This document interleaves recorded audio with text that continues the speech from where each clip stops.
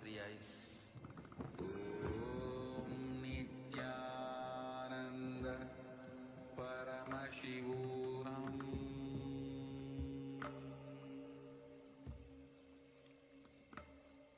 Om Nithyananda Paramashivam.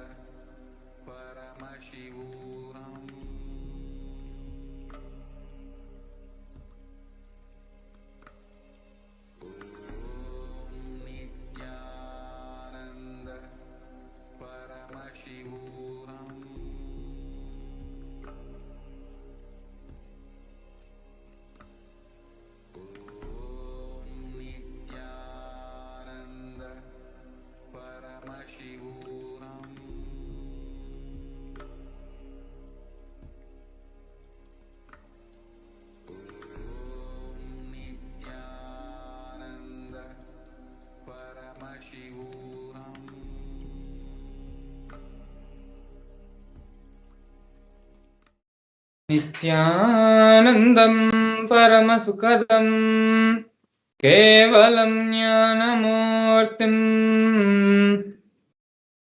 Dandvadiyam Tattvamasyadhilaksham Ekam Nityam Vimalamajalam Sarvadhi Sakshibhutam Bhavatam Trigunarhitam Sadgurum Tam Namami.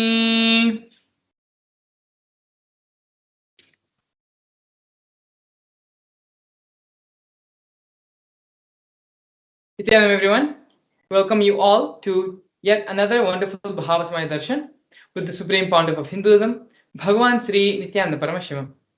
Today, we're going to be having the Bhava Samadhi Darshan of the Chandrasekhara Murti. This is one of the many forms of Paramashiva, and along with the Bhava Samadhi Darshan, before we enter into the Bhava Samadhi Darshan directly, we're going to be understanding the Leela behind this form of Paramashiva, as well as the powerful cognitions it represents, and how in our own personal lives we can apply the powerful cognitions given and transmitted by this Murti. But before we enter into all of this, I'd like to share an exciting and special news from Kailasa. We have two very important news which have been released over the past couple of days. The first one being the truth being revealed by media about the no Interpol notice against the Supreme Pontiff of Hinduism. These posts are directly available in the Facebook page, the official handle of the Supreme Pontiff of Hinduism in Facebook, which states very clearly that the Interpol has never issued any sort of notice on the Supreme Pontiff of Hinduism. In fact, the Interpol themselves recognize the sovereignty of Kailasa nation, and the Supreme Pontiff of Hinduism as the head of the sovereign state of Sri Kailasa. The Interpol has debunked the spat of disinformation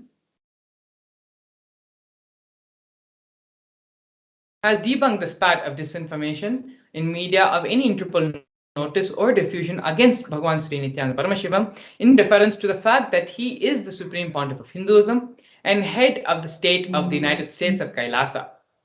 The persecution of the Supreme Pontiff of Hinduism has been recognized by the United Nations, which we're going to be seeing next, international bodies, and multiple countries. After baseless rumors spread about Interpol notices being issued against the Supreme Pontiff of Hinduism, media like the News Minute have revealed the truth of the Interpol notice against the Supreme Pontiff of Hinduism, along with clear evidence of letters directly from Interpol on the same. So as you can see here, there is, if you can scroll down actually on the same Facebook post, you will see the references linking the Interpol, the official letters by Interpol, stating that the Supreme Pontiff of Hinduism has not received, has no notice has been put on the Supreme Hinduism, and that Interpol themselves identify and accept the Supreme Pontiff of Hinduism, recognize the Supreme Pontiff of Hinduism. And the next important news which we would like to share with all of you is United Nations persecution on the Supreme Pontiff of Hinduism, on the Nithyananda, and the persecution which has happened on Kailasa's children and women. A report on the special rapporteur on the sale and the sexual exploitation of children, including child prostitution, child pornography, and other child sexual abuse material on reparation for child victims and survivors of sale and sexual exploitation. The weaponization of sexual violence targeting women and children, especially of minority traditions, is part of a more pervasive and systematic campaign targeting certain indigenous spiritual traditions, minority communities, and their leaders.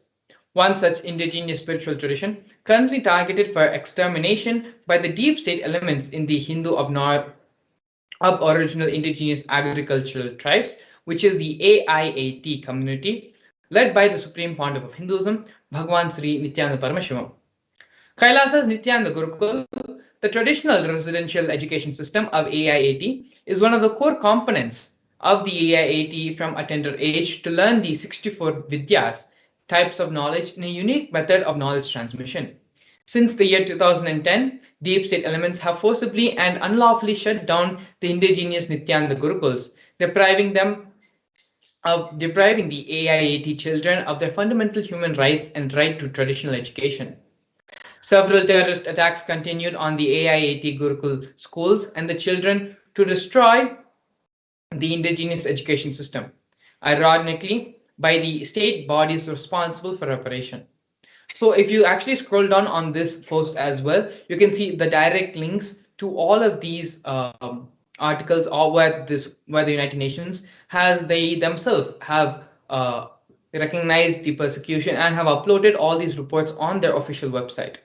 So both of these links, both of these posts are available on the Supreme Pontiff of Hinduism's official Facebook channel. Both of these posts are featured on the page, so it will be right there at the top. So you can go and view for yourself, as well as all the references and the pictures, images referring to all the information being provided is also linked in this post. You can take a few minutes and you can actually go and look at these and read for yourself. And not only that, share this with the rest of the world. The United Nations, for the first time since the formation of the modern world, United Nations and other international bodies and institutions are now recognizing the Hindu persecution, which has been going on for so many thousands of years. So now with this, we're going to be entering into today's program, into the Bhava Samadhi Darshan of today. First, we're going to be learning about the grand narrative of the Supreme Pontiff of Hinduism. The Supreme Pontiff of Hinduism was born in the holy town of Tiruvannamalai in South India on January 3rd, 1978. At the tender age of 3, the Supreme Pontiff of Hinduism was initiated into the Bala Sannyas as a Bala Sannyasi by various enlightened masters and the predecessors of the Supreme Pontiff of Hinduism in the holy town of Tirunelveli. Not only that, but the Supreme Pontiff of Hinduism was identified as an incarnation by enlightened beings and masters such as Yogi Raj Yogananda Puri, Vidwan Panduranganath, as well as the 230th Guru Mahasanidanam of the Tondai Mandaladinam of the Kanchi Mutt. By the age of 16, the Supreme Pontiff of Hinduism was coronated to revive Kailasa, and the official induction as the successor of Arunachala Sarvanya Peetam has happened and was done to the Supreme Pontiff of Hinduism by his Guru Mataji Vibhudananda Puri, also lovingly called as Mataji Kuppammal. As you can see here in the photos, the Supreme Pontiff of Hinduism received the wooden staff, the Kamandalu water pot, and the conch, the traditional items which are handed over, passed down from guru to disciple, along with the official induction as the successor into the lineage. You can see here the Supreme Pontiff of Hinduism standing with Mata Vibhudananda Puri, as well as the official photo of the Pattabhishekam, of the coronation ceremony happening to the Supreme Pontiff of Hinduism. Next, we can see here the early days in the mission of Kailasa. When the Supreme Pontiff of Hinduism was very young, with the guidance of his gurus, the Supreme built the temple monastery complex for his guru, Mataji Vibhudananda Puri, in Tirunelveli. This complex was built by the Supreme Pontiff of Hinduism himself, brick by brick. In the year 2001, on April 14th, at the age of 23, the Supreme Pontiff of Hinduism established the first Kailasa temple monastery complex in Tiruchendur, South India. As you can see here on the photo in the left-hand side most corner, the bottom left-hand side corner, the Supreme Pontiff of Hinduism with his own handwriting annotated the photograph documenting and recording the historic moment in the history of Sri Kailasa. The year following that, in November 4, 2002, by the age of 24, the Supreme Pontiff of Hinduism established the headquarters Adi Kailasa Sarvanya in South India. By the year 2004, at the age of 26, the Supreme Pontiff of Hinduism conducted mass living enlightenment initiations all across the globe, taking people through powerful cleansing experiences of the 7 energy bodies, 7 chakras in our system. These programs happened in various cities all across the globe, including North America, Canada, and various parts of Europe as well. At the age of 27, in the year 2005, 15th of April, the Supreme Pontiff of Hinduism was welcomed with the proclamation message by the Mayor of St. Louis, Francis G. Slade.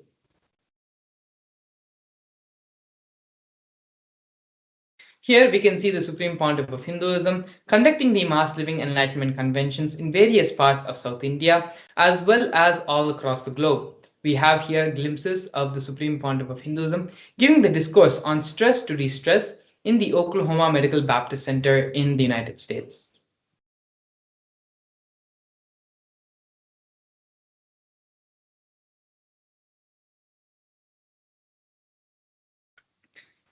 In the years 2015 and 16 respectively, during the Grand Kumbh Mela festival held every 6 years, the Supreme Pontiff of Hinduism conducted the mass living enlightenment initiation, initiating thousands and thousands of people who gathered for the Kumbh Mela celebration, both in the Nasik Kumbh Mela in 2015 and the Ujjain Kumbh Mela following a year later in 2018.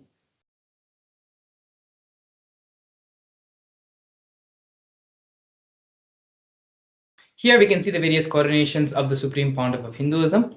The youngest, the first coronation happened to the Supreme Pontiff of Hinduism when the Supreme Pontiff of Hinduism was at the age of 10. Supreme Pontiff of Hinduism was coronated as the 233rd Guru Mahasanidanam of Kanchi Kailas Sarvanya Peetam. In the years following, in the year 2004, the Supreme Pontiff of Hinduism was coronated as the incumbent emperor of the Suryavamshi Surangi Sambraja of the Suryavamsha lineage. In the following years, the Supreme Pontiff of Hinduism was also coronated as the present 23rd Guru Mahasanidanam of Dharma Mukti Swarga Paramadinam.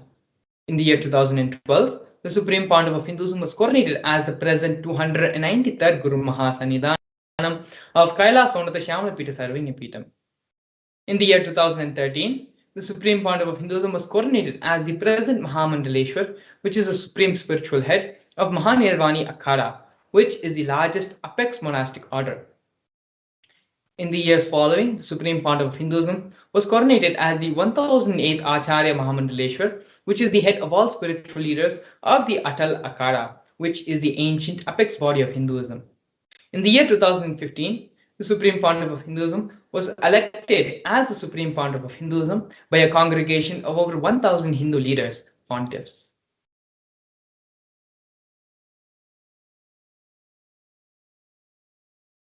We are now going to understand more about the sovereign state of Sri Kailasa. Kailasa is a macrocosmic, ancient Hindu enlightened civilizational nation whose vision is living enlightenment for all of humanity.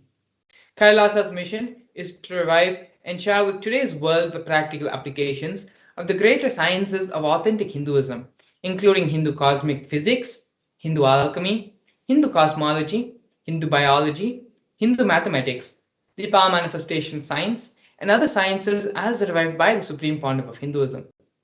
These sciences were once practiced freely in over 56 nations across the continent, but are now facing extinction due to the persecution which has been spread over a millennium.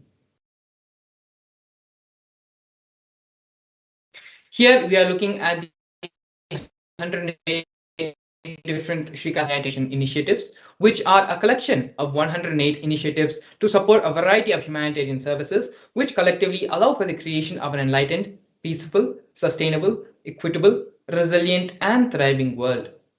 One of the 108 projects initiated by Sri Kailasa, which you're going to be looking at right now, is the No Hungry Home project offered by Sri Kailasa Uniting Nations for nutritious food and a hunger-free world. Sri Kailasa Uniting Nations, over the past 27 years, have served 1 billion meals.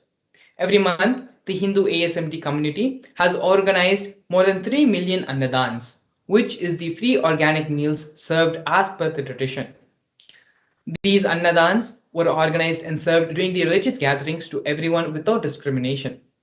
On normal days, up to 10,000 meals are served daily free of cost, and these numbers go up to 100,000 on festival days.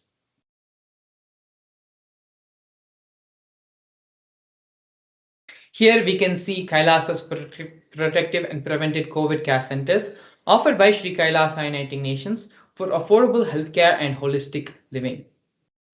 During the pandemic, the Supreme Pontiff of Hinduism converted his monastery campuses into a multi-layer quarantine facility free for all people, regardless of any difference in age, gender, caste, creed, ethnicity, social economic status, or any other form of discrimination.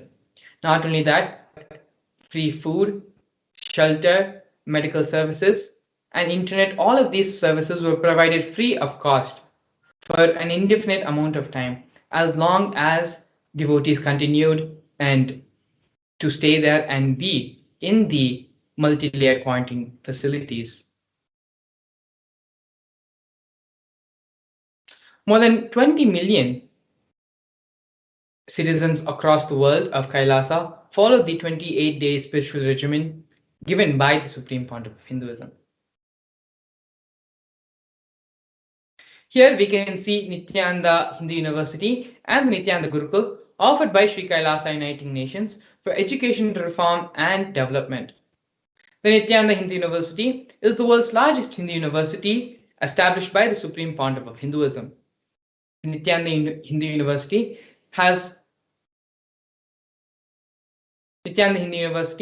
more than 20 million enrollments, 7,000 free courses, extended campuses in 150 different countries. The Nithyananda Gurukul was inaugurated by the Supreme Pontiff of Hinduism on the 2nd of October 2006. The Nithyananda Gurukul is the revival of the ancient Adi Shaivite Guru-disciple education system, which is an authentic knowledge transmission system based on the science of living enlightenment.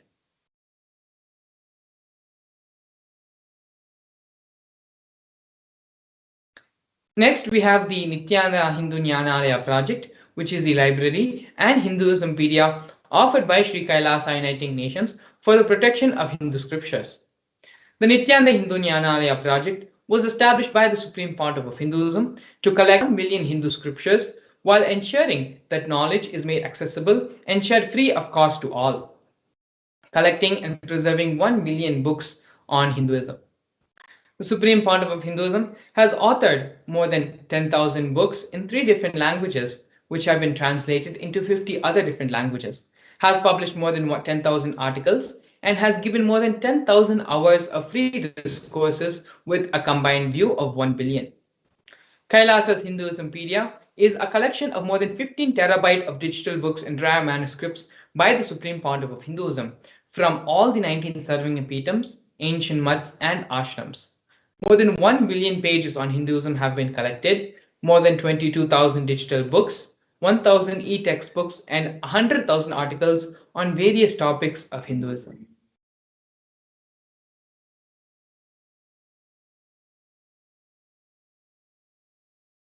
Here we can see the confluence for world peace offered by Sri Kailasa Uniting Nations for global peace and religious harmony. In the year 2009, the Supreme Pontiff of Hinduism organized a month-long peace walk covering 1,000 kilometers and 1,000 villages to bring together the space and feeling connection of oneness and to promote feeling connection among the people. During the walk, health camps were conducted along its path in various villages and other towns and rural areas which went through the peace walk. As you can see here, there are thousands and thousands of devotees going through the peace walk along with the Supreme Pontiff of Hinduism.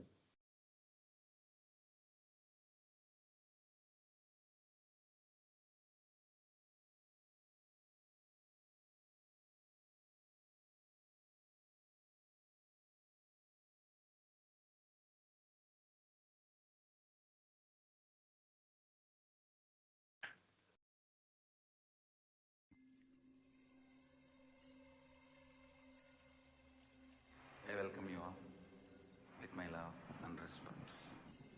Let you all open all your 3 eyes.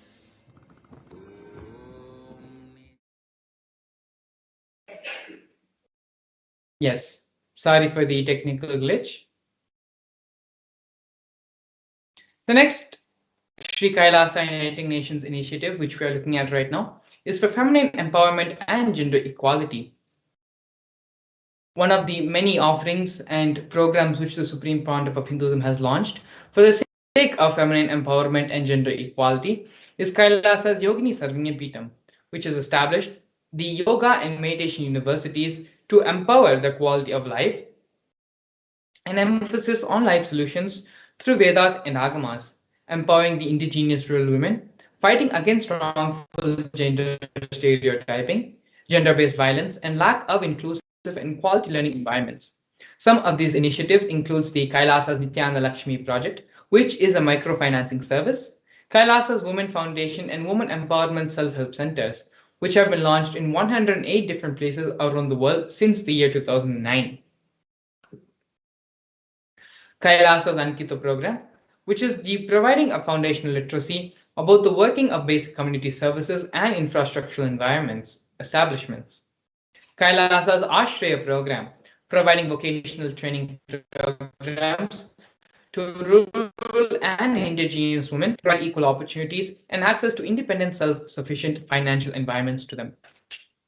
The Supreme Pontiff of Hinduism has revived the Vedic feminism in Kailasa, where more than 80% of the leadership positions are occupied by women in Kailasa.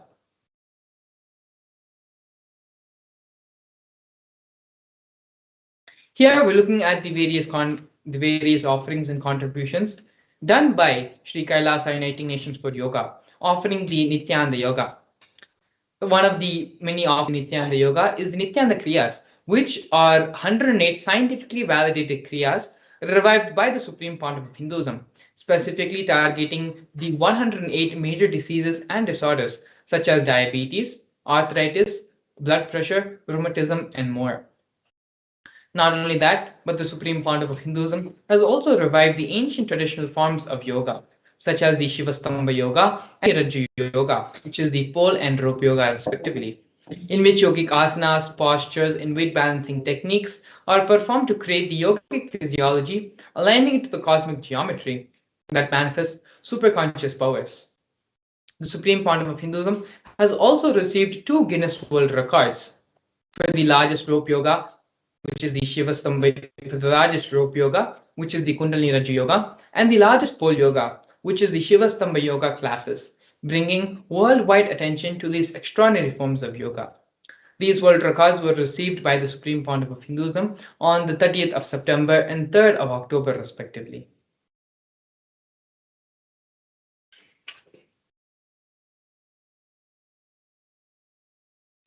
Despite being heavily persecuted continuously for more than a decade, the Supreme Pontiff of Hinduism, in his unwavering intention, commitment, and action in building the only Hindu nation, the sovereign state of Sri Kailasa, to protect, revive, and preserve Hinduism, the most ancient, most peaceful, still living, and long lasting demonstrable system that shows the possibility of peaceful coexistence amongst people.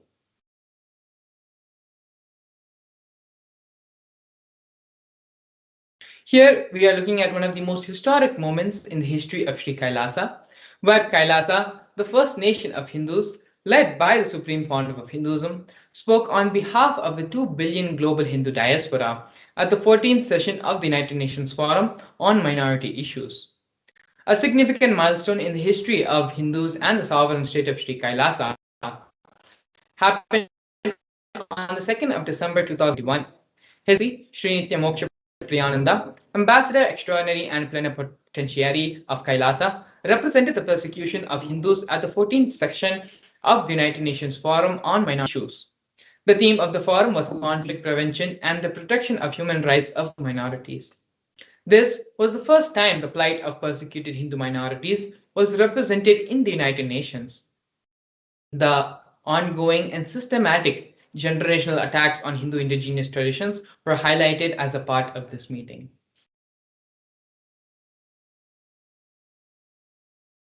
Here we can see the various torture and murder attempts by the state and non-state actors. On the Supreme Pontiff of Hinduism alone, more than 70 assassination attempts and physical attacks have happened in India and abroad. 40 attacks on community members, destruction of monasteries and temples, over 60 incidences of rapes, attacks, and molestation of women and women monks, 100 false legal cases, all but one are dismissed. Entire government mechanism, politically owned media, police, and judiciary controlled by politicians, as well as the incitation of mob violence through the social media. These are all just but glimpses of the various attacks and the illegal persecution the Supreme Pontiff of Hinduism has gone through for more than a decade to prevent the Supreme Pontiff of Hinduism from fulfilling his avataric mission. Despite all the illegal attacks and harassment done on the Supreme Pontiff of Hinduism, Supreme Pontiff of Hinduism has established the only Hindu nation, Kailasa, for all us Hindus to practice and live this great Sanatana Hindu Dharma freely without any obstacles. In this next segment, we're going to be learning more about the power manifestation science, which is one of the most important contributions given by the Supreme Pontiff of Hinduism to the whole world to raise the conscious level of humanity to a super conscious level. In the next segment, we're going to be looking at the Shastra Pramana, which is the scriptural reference for these power manifestation powers, as well as a live demonstration of the power of third eye and consciousness over matter. So stay tuned. We'll be back with you after a short break.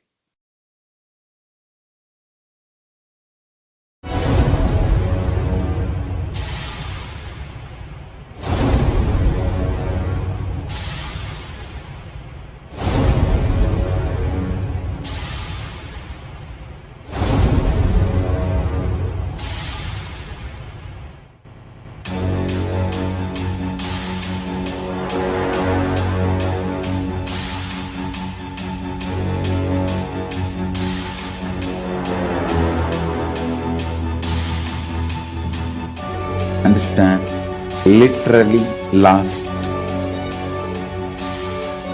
39 years from the age of 5 whatever Paramashiva manifested through teaching, speaking, writing, every way,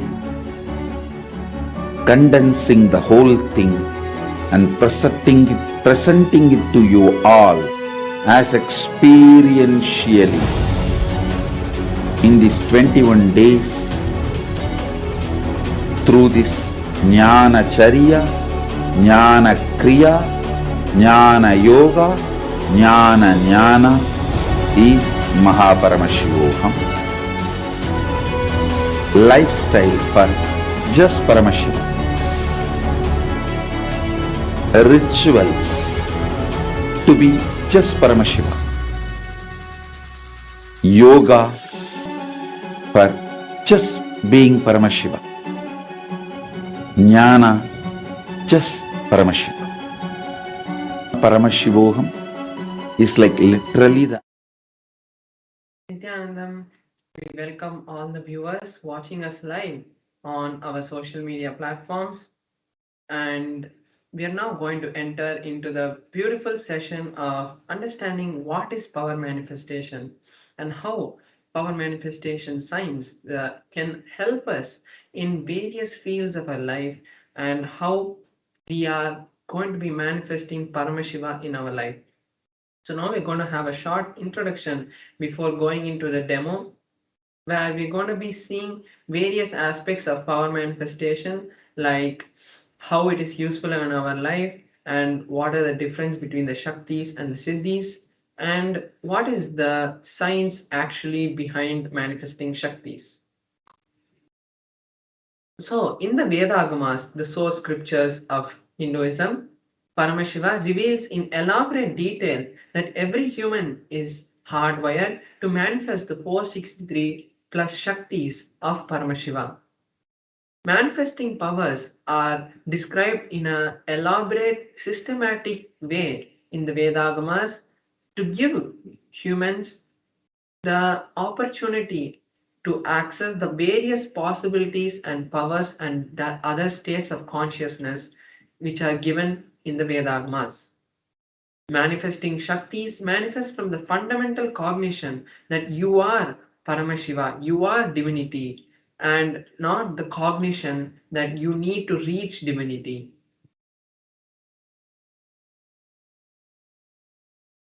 So now we're going to be understanding the difference between Shaktis and Siddhis. What is Shaktis and what is Siddhis? Shaktis are the powers that manifest from the space of enlightenment and from the space of Paramashivoham, whereas the Siddhis manifest from tapas or penance. When you do penance, heartful penance, that time the Siddhis manifest. Then there's the Shaktis which are manifesting, which from the source of enlightenment, and only through the direct initiation of the Guru. When the Guru initiates, when the living incarnation initiates, the Shaktis manifest, whereas the Siddhis manifest on the path of enlightenment. The Shaktis of Paramashiva are permanent, whereas the Siddhis are not permanent, they don't stay with you and they divert you from enlightenment. Now we are going to be seeing the various ways the powers are validated and foolproofed in the Vedagamas. So here we have four different methods, four different levels of verification that the powers go through, that this science has gone through for thousands of years now before being given to us. First is the Shastra Pramana. What Paramashiva has directly revealed in the Vedas and Agamas is the Shastra Pramana. Then we have the Apta Pramana, which is the experiences of the various rishis, incarnations, enlightened masters who have come before us from the time of Veda Vyasa till the time of the recent most masters like Maharishi Mahayogi or Paramahamsa Yogananda or Aravindo or all these great masters, how they manifested so many powers to help people and bring the humanity to the next level. So this is the Apta Pramana. Then we have the Atma Pramana, where the time-tested and verified experiences of the Supreme Point of Hinduism. After his own research on himself and experiencing those powers, he verifies the experiences and the powers with the Shastra Pramana and the Apta Pramana, and then gives it to us as his Atma Pramana.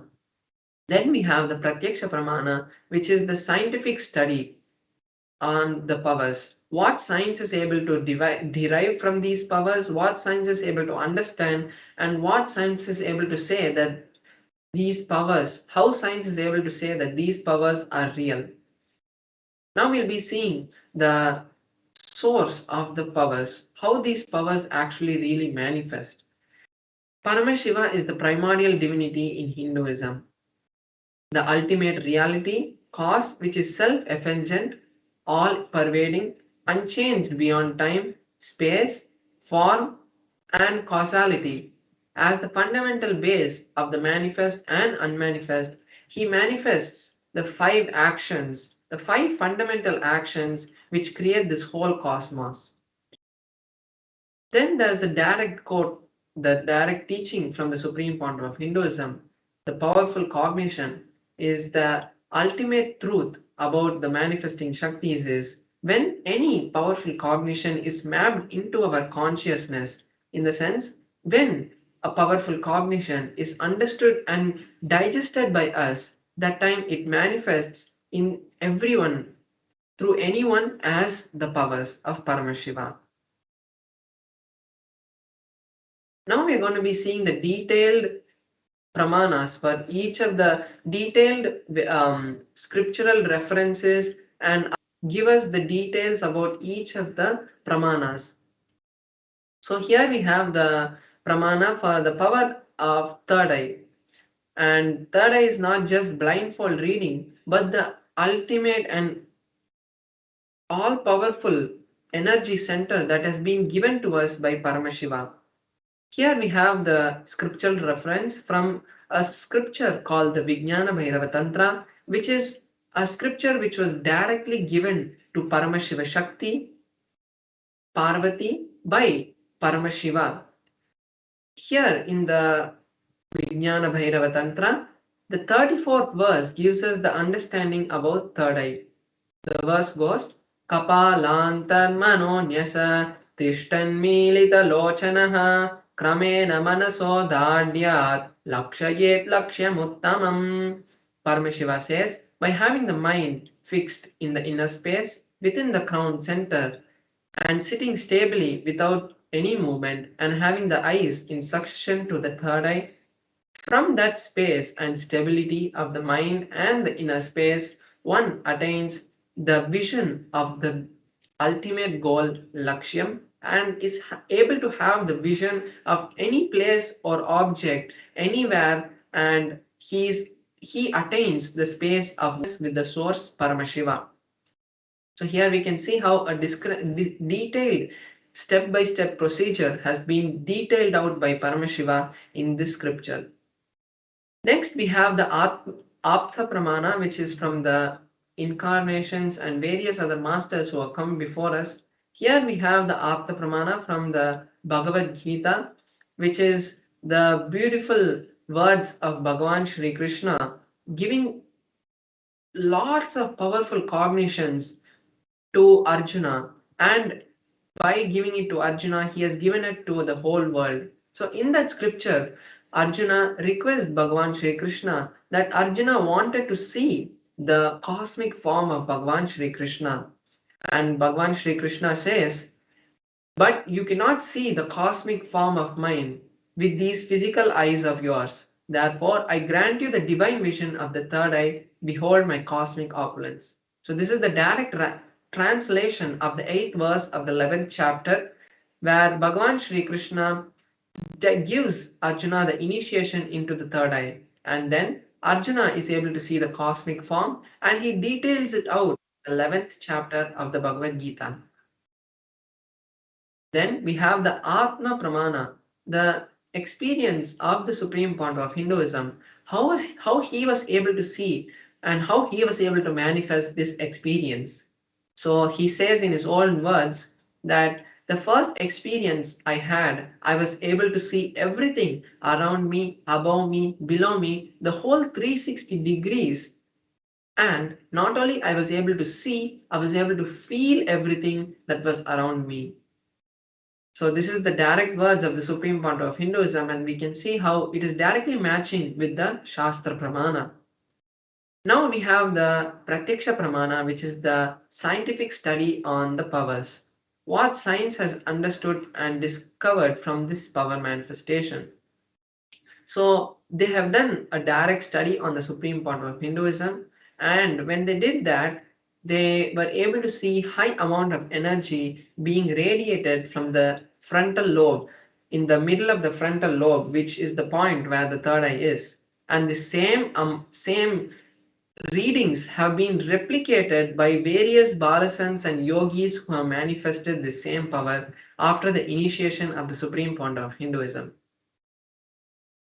Now we are going to be seeing the pramana for a power that from the space of the third eye, which is the power of consciousness over matter. So here we have the scriptural reference, which is from the Vijnana Bhairava Tantra, Sutra 120, Dharana 95. Kvachid vastuni vinyasya shaneshtim nivartayet tadjnanam chitta sahitam devi shunyalayo bhavet. Bhagavan Paramashiva says, having one's eyes fixed on a particular object, one should slowly remove the gaze and the thoughts, the impressions, and any cognitions that he holds about that object. Then one abides in Shunya, the state where there is nothing other than the object exists, the space of inclusiveness and infinity. So that is the beautiful meaning of the verse from the Vijnana Bhairava Tantra, where Paramashiva gives us a detailed step-by-step procedure on how to manifest these powers. So now I'll be manifesting this power. I have my Atmalinga here, and we're going to be manifesting the power of consciousness over matter, where I will be making the Atmalinga to stand without any external force being applied on this Atmalinga. So it will be in a horizontal position, and we will see the beautiful darshan of the Atmalinga standing up and becoming vertical. So this is the power that we are going to be manifesting. And now I'll be showing you in a close-up camera the Atmalinga and the whole setup that we have to manifest this power in the most authentic way. So now we'll be moving to that camera in a few minutes. I welcome you all with my love and respect. Let you all open all your three eyes. Om Nithyananda Paramashivam.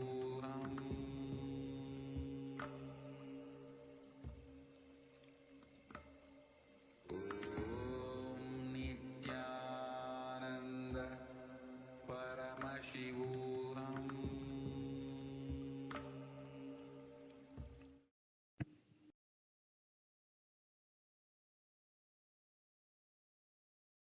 So here you can see my Atmalinga, and you can see my hand. So here my hand is there, and then that's the Atmalinga. And I also have a tissue paper with me, and I'll be using that tissue paper to show even when the Atmalinga stands, there is no movement. So it's just a normal tissue paper. There's no ropes which are being tied to the Atmalinga. I'll be showing. So I'm just folding this like this. And when I place the Atmalinga on my hand and circle the Atmalinga, you can see that there is no movement which is happening in the Atmalinga except the shadow lightly. So that is showing the authenticity of this power. So I'm just going to keep this right here so that we can know that It is not due to anything external.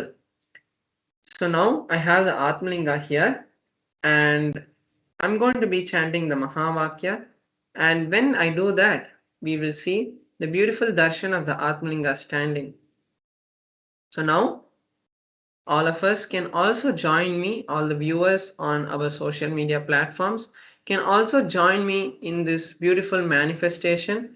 You can also chant the Mahavakya along me, and this is the best time you can use to create any reality that you want, whether it is health, wealth, or relationships, or anything that you want in particular detail. Also, when we manifest powers directly, Paramashiva flows through us and creates that powerful ecosystem for any desire to manifest into reality.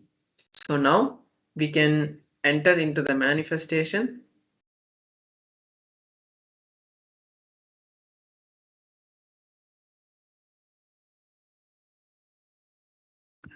Om Nithyananda Paramashivoham.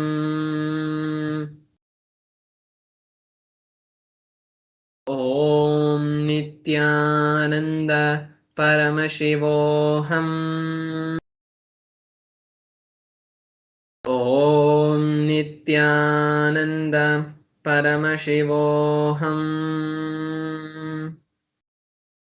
Om Nithyananda Paramashivoham. Om Paramashivoham.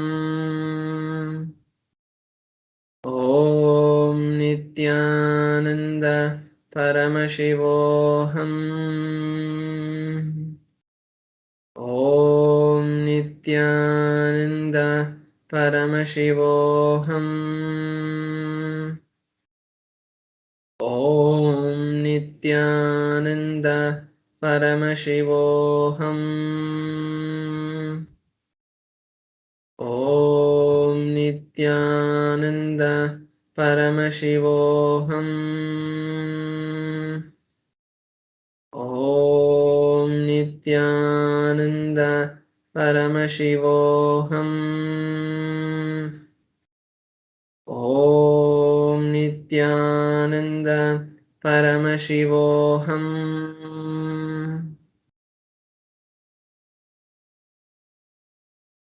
So now we have seen the beautiful Atmalinga moving.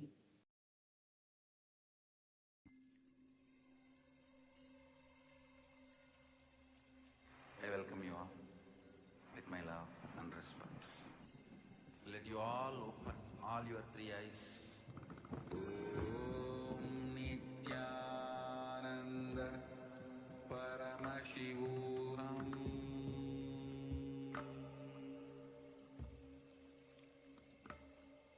Om Nithyananda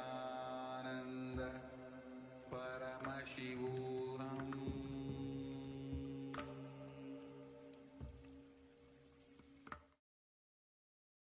So now we have seen the Atmalinga move, and that is the direct manifestation of Paramashiva. When Paramashiva manifests through us, he manifests through these kind of Shaktis because he wants to show that to the humanity, and he wants to make us understand that he is really there, and it's not just some kind of mythological story of us thinking about some kind of God who is there somewhere. He is there right with us. He is supporting us in every single way. When we allow Him to automatically, every desire that we want automatically manifest because it is Him flowing through us. When we make the barriers around the powerful space that we have, and we start thinking that we are doing it, and when things don't happen, it is us, that time we need to drop that, because only when we allow Paramashiva to flow through us, that time we can manifest a better reality for us. So now we'll be moving to the next segment of this program where we'll be seeing a beautiful collection of videos which will be giving us more powerful cognitions. So now we're going to be understanding the dimensions of Paramashiva. So this is the most relevant topic. You may think more about how to create wealth, how to create relationships, but we always forget the fundamental understanding that only when we are in the space of Paramashivoham, really we can manifest wealth. Otherwise, it's like a lottery that happens in our life. When we are in a good space, something happens and that's all. But only when we understand and learn to create a strong reality which can manifest the way we want, that time we can create a better future for us. So now we're going to be understanding the various dimensions of Paramashiva and how directly it can be useful and implemented in our life. So now let's all sit with our head, neck, and spine in a straight line. Most importantly, take notes of all these. Every day we are having these kind of sessions. Just a glimpse from the Paramashivoham program, which is happening in a very full-fledged way. But this is just a glimpse for all of you. So make sure that you take notes of all of these beautiful satsangs that have been grouped together, and it will become a powerful cognition bank which will support you at the times of need. So make sure that you take notes of all of this. And now let us enter into the video.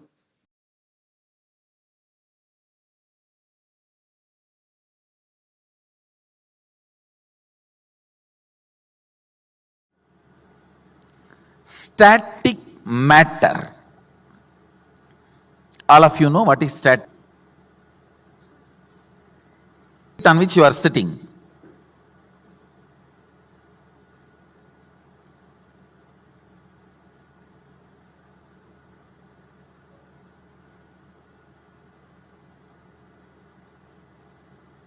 Floor on which you are sitting.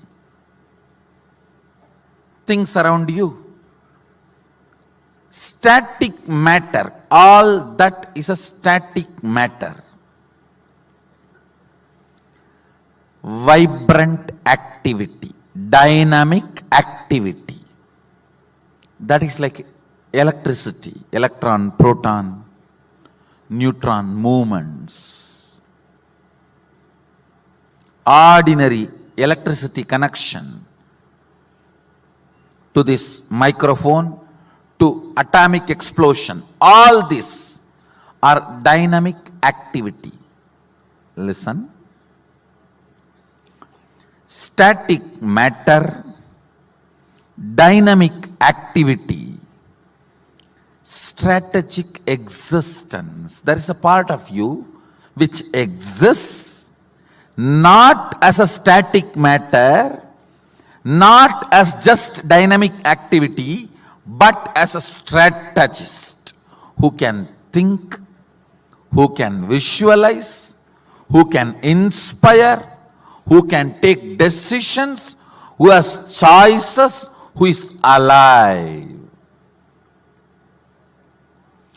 That component of you is strategic existence. Listen. Static matter, jata. In Sanskrit it is called jata. Vibrant activity, dynamic activity. In Sanskrit we call it Shakti. Even dynamic activity is not independent intelligence. No. It has no independent intelligence. The electricity which comes in this microphone, if you mishandle it, it will shock you. It has no intelligence. Oh, Swamiji is my boss, I should not touch him. No. It has no independent intelligence. Dynamic activity. There is a part in you which makes decisions, strategies, which responds to all the whys. Why you sit on the floor, why you sit on the chair. There are so many whys you go on deciding for your existence. How many of you understand that? Which goes on strategizing in you. Static matter, dynamic activity, strategic existence. Existence of you which goes on strategizing. You go on strategize based on what you perceive as you.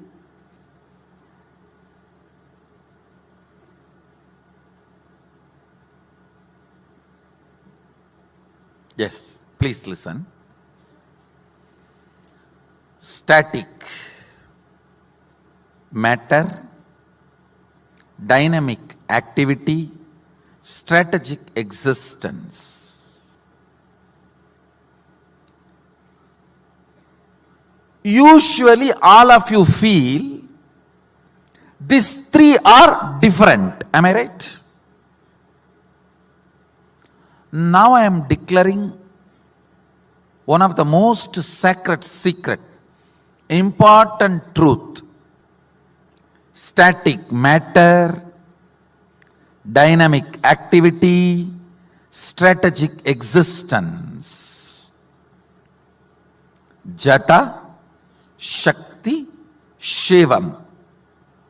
All these three are one and the same.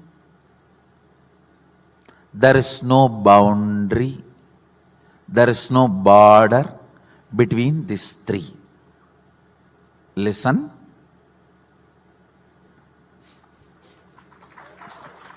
Because now I am going to make you live it. Understand, all power manifestation is just to confirm the highest cognitions have become part of your life. Higher and higher cognitions become your driving force. You raise your plane of existence. Highest oneness. Highest oneness. When it becomes your cognition, your plane of existence is Kailasa.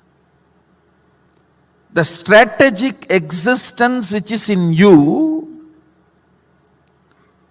wrongly believes in delusion. The dynamic activity and the static matter is not in your control, which is a lie. The belief you are carrying is a big lie told to you by human beings. Truth from source of your existence, which I am bringing you to now, your strategic existence is capable of experiencing the reality. The reality is your strategic existence, dynamic activity, and static matter has no border, has no boundary. It is in oneness. Now I am going to make you manifest 21 powers.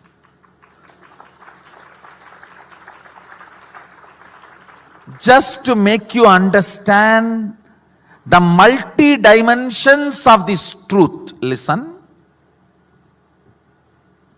Listen carefully. The part of the truth I am sharing with you, this part is called Sattva Tattva, the unit of purity. This is a chapter, Sattva Tattva. Mahadeva reveals in Agama. Let me repeat once more. static matter, dynamic activity, strategic existence has no boundary. So if your strategic existence decides something, declares something, dynamic activity and static matter obeys literally, simply. Next statement, you do not need to spend your whole life logically to come to this conclusion. If you decide, Swamiji has come to that conclusion, he will teach me only right thing. Let me declare, this is my cognition, and that declaration is enough for me to help you to manifest the powers related to this truth.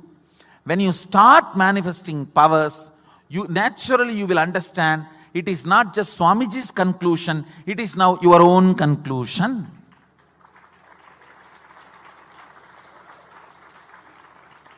Till I sign the check and put the money in your account only, it is my money. Once I put it in your account, it is your money now. Same way, till it is my conclusion and not yours only, you need to depend on my cognition.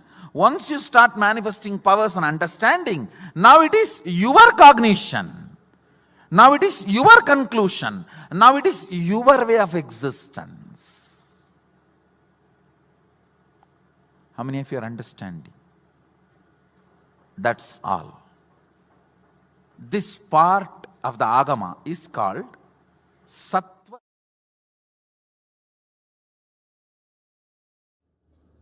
How many of you are able to cognize static matter, dynamic activity, strategic existence as no border? It is all oneness. Wonderful. Listen. The preliminary power manifestation you are going through now, Mahadeva very clearly says it's a preliminary. Sattva Tattva means, please listen, I am repeating the introduction, the word I used, Sattva Tattva, unit of high energy. Sattva, see, we function through three energies. Pure high energy, fused restlessness, dullness. So the pure high energy unit, when it is increased in you, the first response happens in you is preliminary power manifestation. See, it is intense sattva I am radiating. Understand that. Now what you are doing is a preliminary power manifestation. Only if you are settled with this cognition, I can push you to the higher level. See, this preliminary power manifestation need to bring you to the conclusion of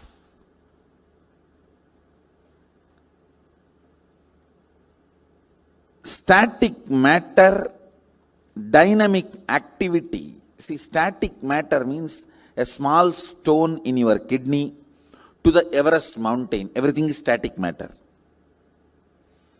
Dynamic activity, water flowing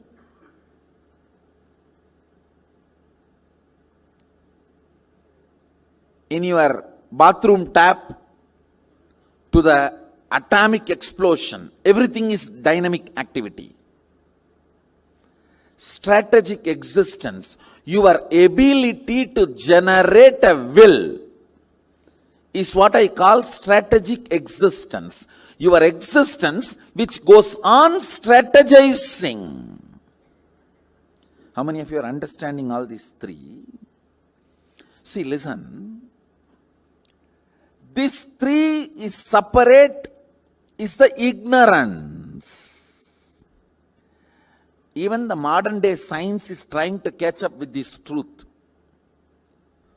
Science is the most fanatic religion promoted on the planet Earth. Ignorant, fanatic religion promoted on the planet Earth is science, modern day science. Again and again and again, when you decide to cognize, please understand, your will has too much power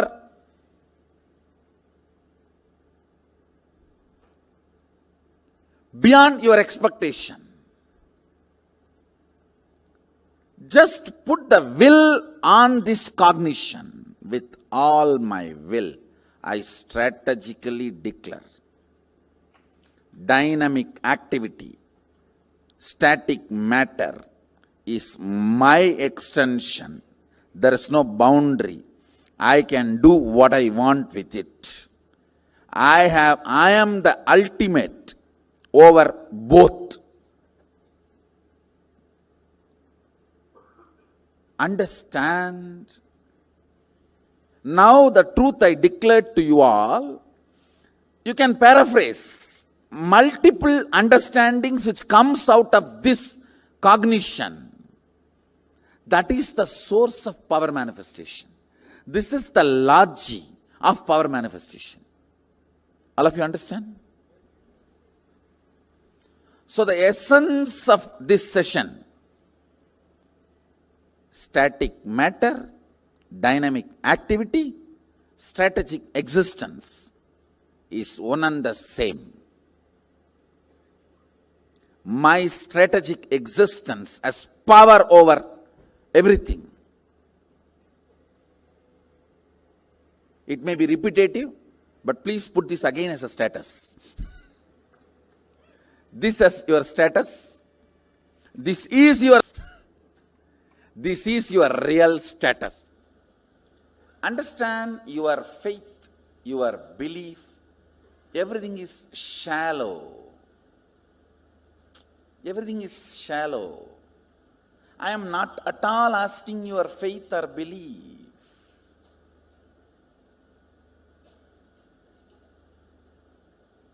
Work with it. I am giving you some of the cosmic conclusions. I am going to give you some of the cosmic conclusions about you, which is reality. You see, if I decide this conclusion, how I am functioning. If I decide my own conclusions, how I am functioning. See, just pour petrol in your vehicle and see how it is functioning. Pour your garbage or the sewage water and see how it is functioning. That's all. I am very clear. It's a science. Decide. Static matter, dynamic activity, strategic existence has no border. It is one and the same. With this understanding, this moment, I am commanding. Let things happen as I want. Decide and see how things work.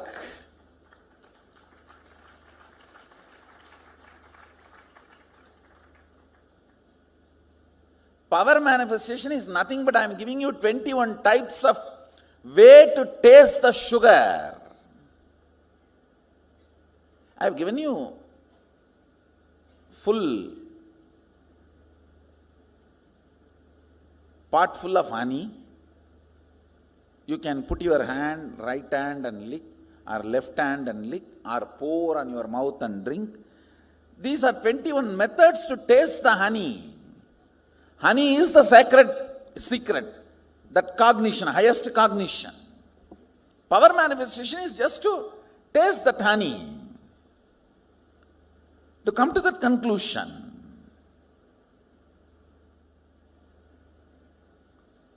Understand, much of your faith, belief, all these are silly conversations with yourself and with others.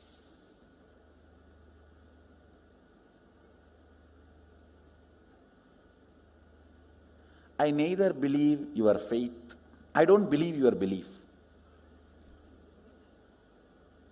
I am very clear. Come to conclusions. Understand, every moment you are driven by certain conclusions. You apply your own conclusions and see how the machine functions. You apply the conclusions I am giving and see how the machine functions. That's all. See, you are like this hardware. What kind of a software you download, that decides the quality of you. You can download, the software decides the quality of what it is going to perform. Same way, you can have your own software, I have no problem. You can try.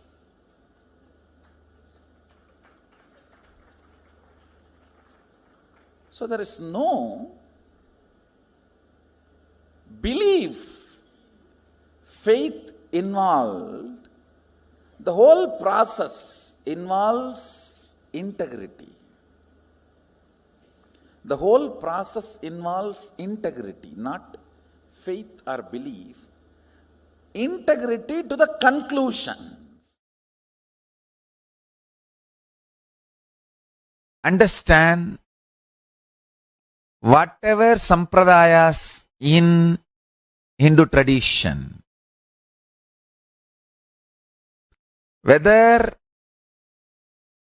the spiritual practices meant for Krama Brahmacharis, Naishtika Brahmacharis,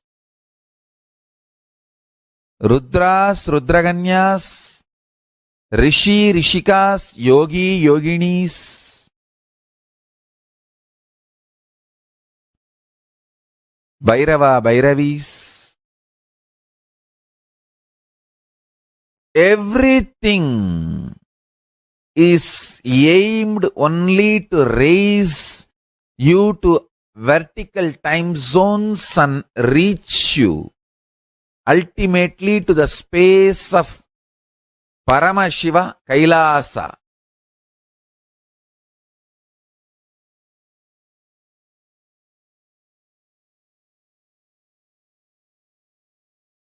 It may look as simple as applying sacred ash on your forehead,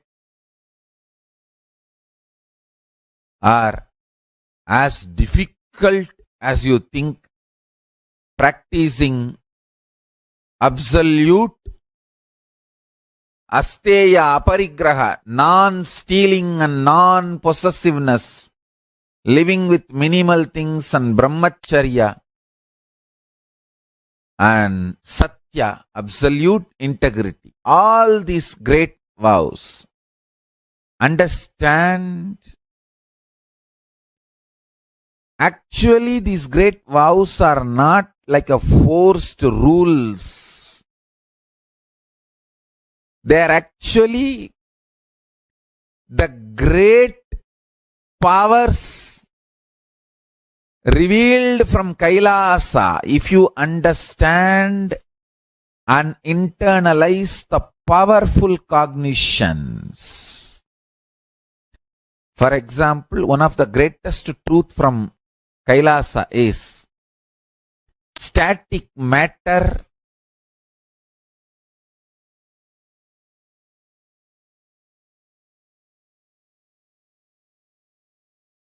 strategic existence,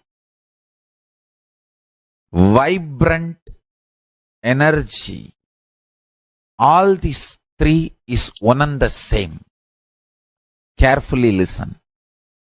Static matter, vibrant energy, strategic existence. All these three does not have a wall, boundary, watertight compartment, sealed, separate existence. It is one and the same. If you internalize this powerful cognition and start meditating on it, you will see, you will start manifesting powers, because all these three is separate because of your false cognition, false belief.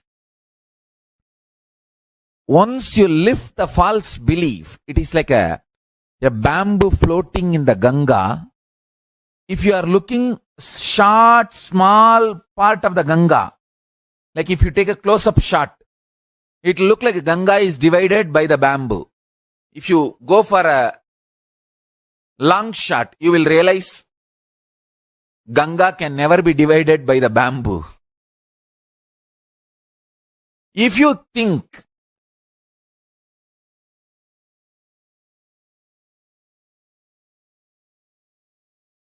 static matter, vibrant energy, strategic existence is separate. You are like a blinded person who has a small vision. You are seeing the existence with a close-up. You don't have a larger vision. You are looking at the Ganga in a close-up view. You feel Ganga is divided by bamboo. If you wake up and see the long shot, you will understand bamboo itself is floating on the Ganga. How can that divide Ganga? Waking up to that higher realizations is what I call powerful cognitions. Internalizing powerful cognitions. Static matter, vibrant energy, strategic existence is not separated, divided by any bamboo. If you feel static matter, vibrant energy, strategic existence is divided, you are deluded, you are seeing the bamboos floating, and you feel the bamboos are dividing the Ganga.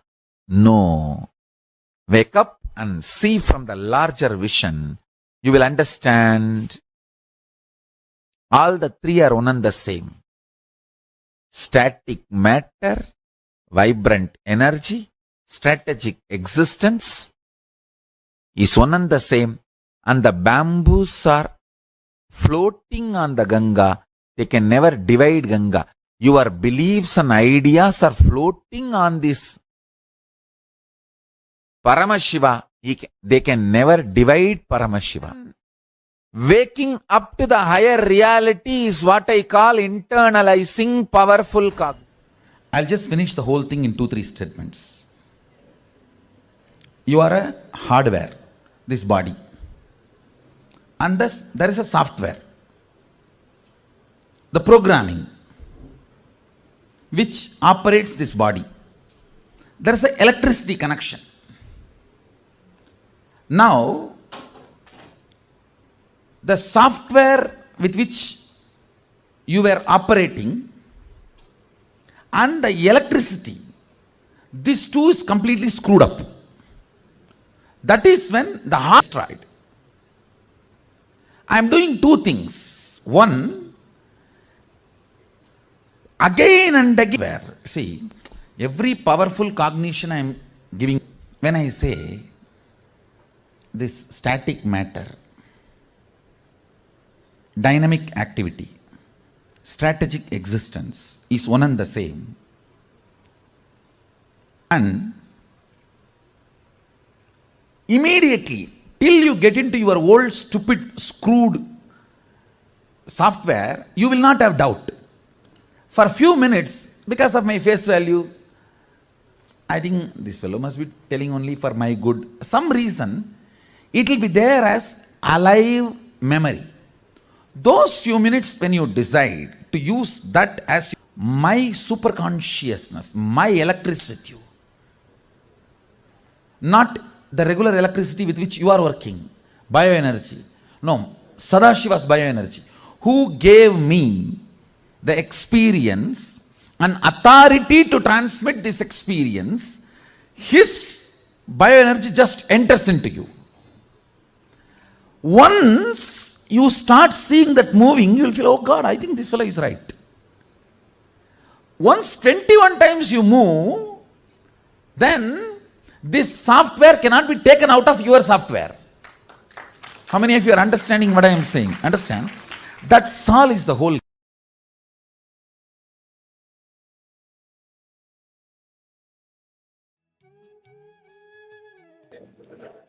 Nithyananda everyone, we're back. Beautifully, the supreme pontiff of Hinduism expanded on the identity, the cognition we are to carry, the identity you carry in the waking state, identity you carry in the deep sleep state, identity you carry in the dream state, the identity you carry in the Turyatita state, an identity you experience in the Turyatita state. In all the 25 states of consciousness, each identity is independent. The identity, the cognition, which for which you think about yourself now, is different from the cognition you have about yourself when you are sleeping, when you are in the dream state, and when you are in the Turyatita state. All these cognitions are different identities, different cognitions you have about yourself.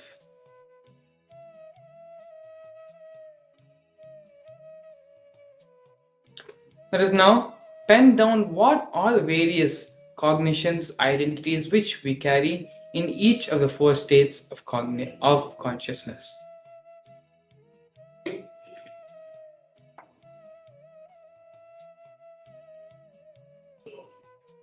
Please take a few minutes to sit and do this exercise sincerely, penning down each identity we carry in each state of consciousness that we exist in. What you think about yourself when you're awake, what you carry about yourself when you are in the swapna or the dream state, what you carry about yourself when you are in the deep sleep state, and when you are in the Turyatita state. Take a few minutes now and identify the identities which you carry about yourself in these various states of consciousness.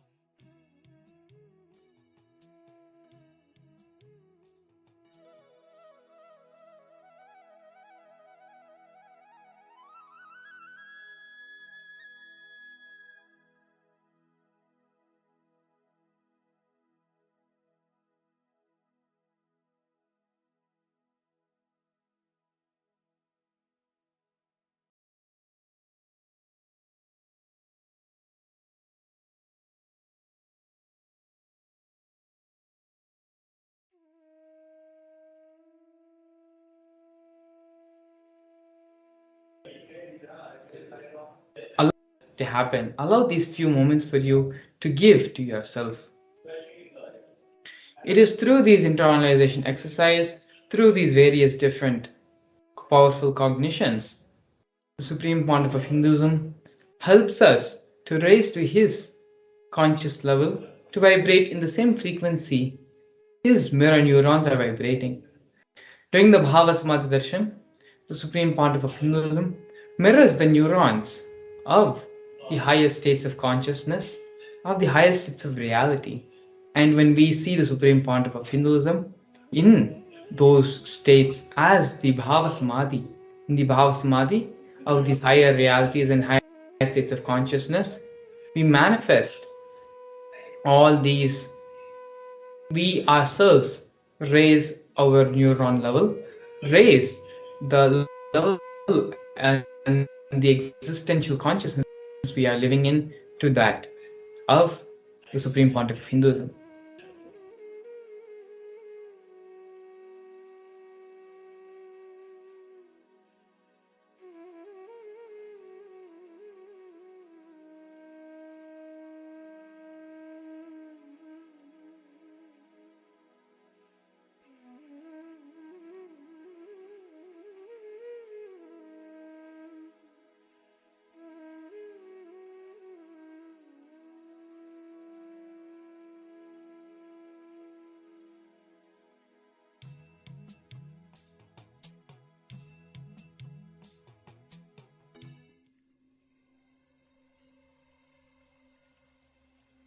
I welcome you all with my love and respect. Let you all open all your three eyes. Om Nithyananda Paramashivam.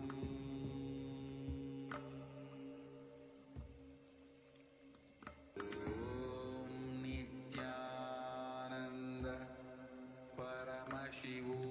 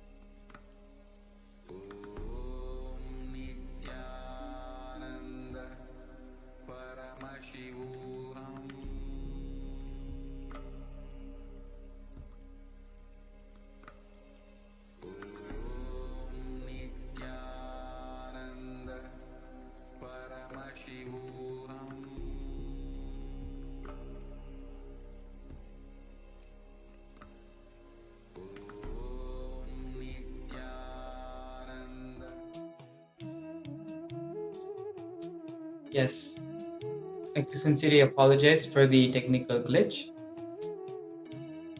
As I was saying earlier, the Supreme Pontiff of Hinduism mentioned this many times.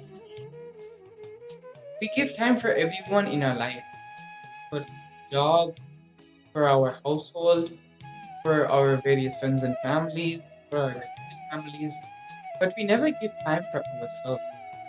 time for us to look in our own lives, upon our own actions, on our behavior, and form our better, becoming better people, becoming enlightened, leading all our decisions to thought currents, to patterns. So allow this few minutes now. Exercise will take a maximum of 15 to 20 minutes. Give your full intention, awareness, focus, and intensity. Whatever else may be the other distractions, put them aside in a way for just 20 minutes. Pick up a pen and simply identify all what you carry. What you take attention. What is the identity you have about the way? What is the identity of which you carry?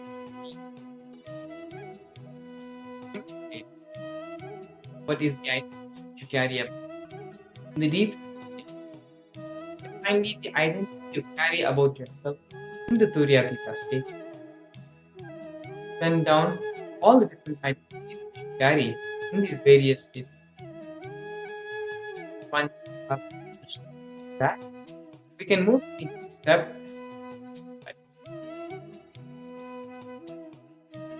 The moment you realize the undercurrent of all these 25 identities, you are pure consciousness, which is the source of you and of Paramashivam. All the 25 heads, 25 identities,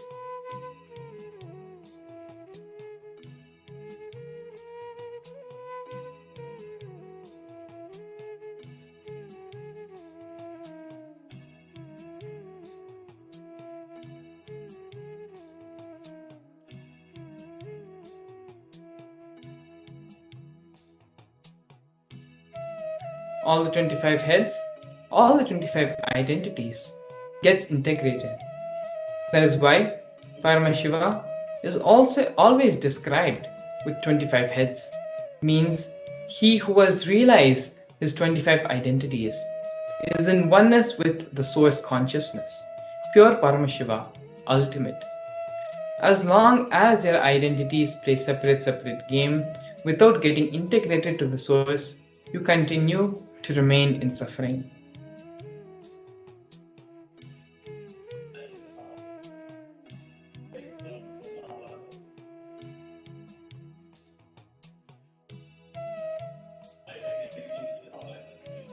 We are now going to be entering into the second step of this process, which is reflecting the undercurrent of these identities that you carry in each state of consciousness. Integrate the source of these identities as Paramashiva. You have identified not just 4 identities which you may be carrying about yourself during the major 4 states of our consciousness, which we as humans are able to interpret and able to understand. It is now time to just take a few moments and reflect upon what we have already discovered about ourselves, and realize that the undercurrent of these identities that we carry is the state of consciousness. Integrate the source of these identities as Paramashiva. So this is a realization which we all need to come to, which we all need to understand and realize about ourselves, for us to start manifesting the ultimate reality, to start manifesting the ultimate state and space of Paramashiva in our beings. So now, please take a few moments and reflect the undercurrent of all these identities as you carry in each state of consciousness.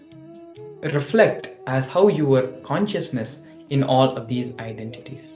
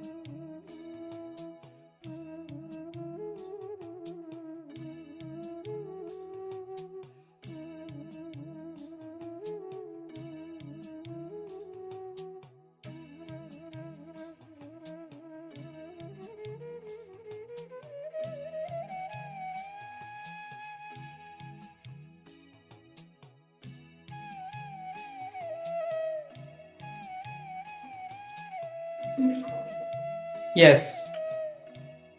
By now, the conscious decision and the conscious reflection should have happened where you understood and come to the realization that in any space, in any reality, in any dimension of yourself, however different you may cognize it to be different from another dimension of yourself in another reality, another space of you, the underlying thought current is the superconscious energy. That is our fundamental state of existence, our fundamental state of reality. And Supreme Founder of Hinduism is awakening our superconscious energy to vibrate in the same frequency of his own, and that is the state of Paramashivatva. The Paramashivam program, starting on February 9th and ranging till ending on February 28th, the whole purpose of this program is to help you realize your Paramashivatva, help you realize that you and Paramashiva are nothing but one and the same. You and Swamiji are nothing but one and the same. It is to give this understanding, this experience to all of you. Swamiji is conducting this program time and time again. All the exercises, all the understandings, all the satsangs we are watching are nothing more than giving our mind, giving us the intellectual understanding, cognition, and realization about these greater and higher truths. It is only in the Paramashivam program where all these higher existential truths will become our existential reality, will become our personal experience. And so that is why again and again we continuously reiterate that there is nothing like the Paramashivam program. There is nothing else which can give you that same experience.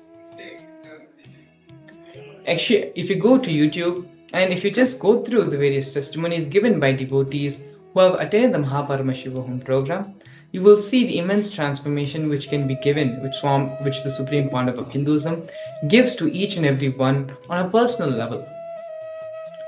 All the powerful cognitions, all the ideas which you are hearing now through these various satsangs and through these various exercises which you are internalizing and understanding, all of these becomes your experience during the program.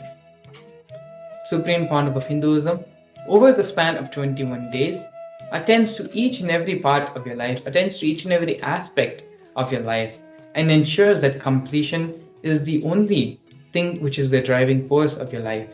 The completion is from this space of completion, all the decisions which your life will be taken, and everything you do out of completion can actually reflect and make the whole life around you so blissful and complete. And so without further ado, the Paramashivam registration link will be projected below us, and as well as the QR code, where you can directly scan the QR code which will lead you and you can register for the Paramashivam program.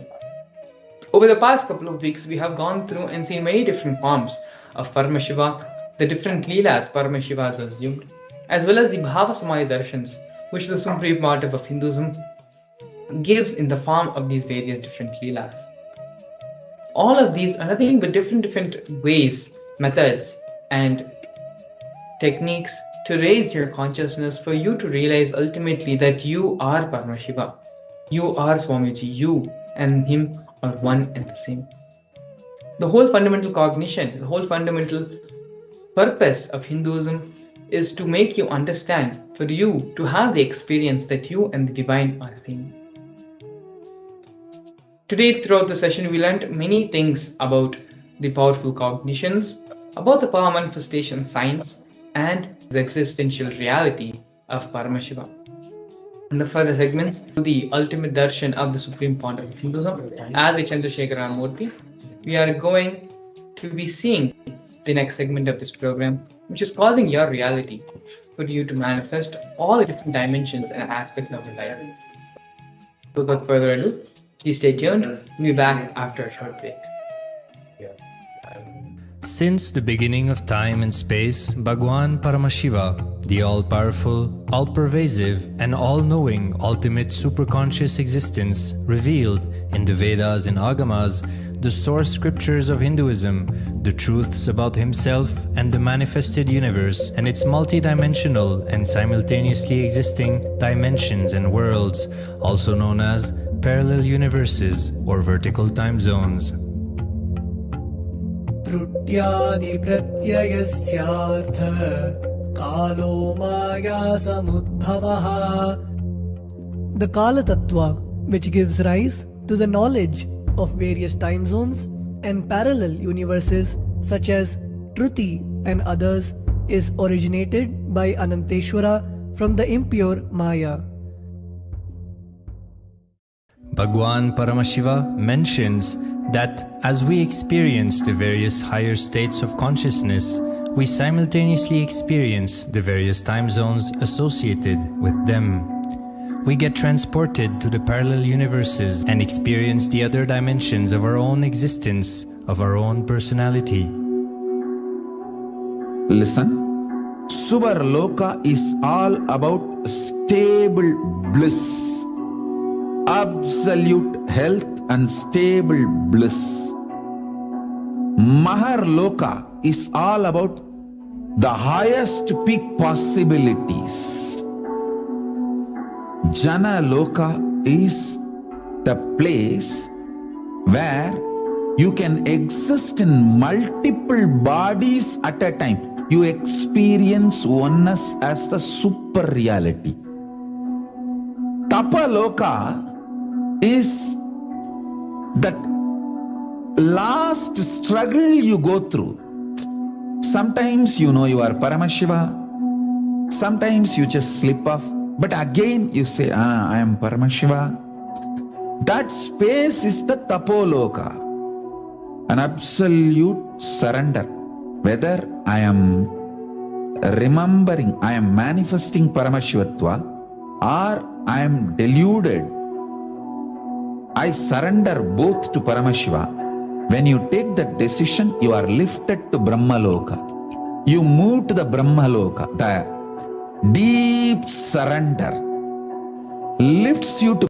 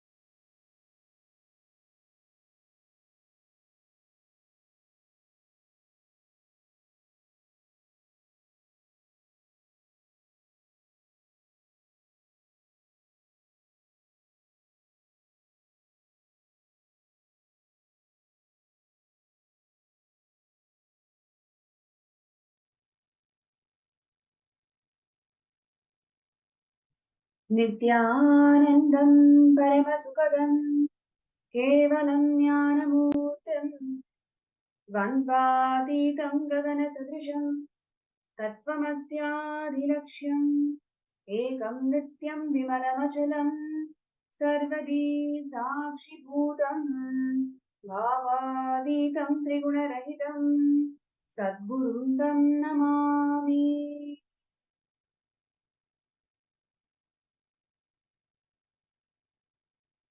Nithyanandam.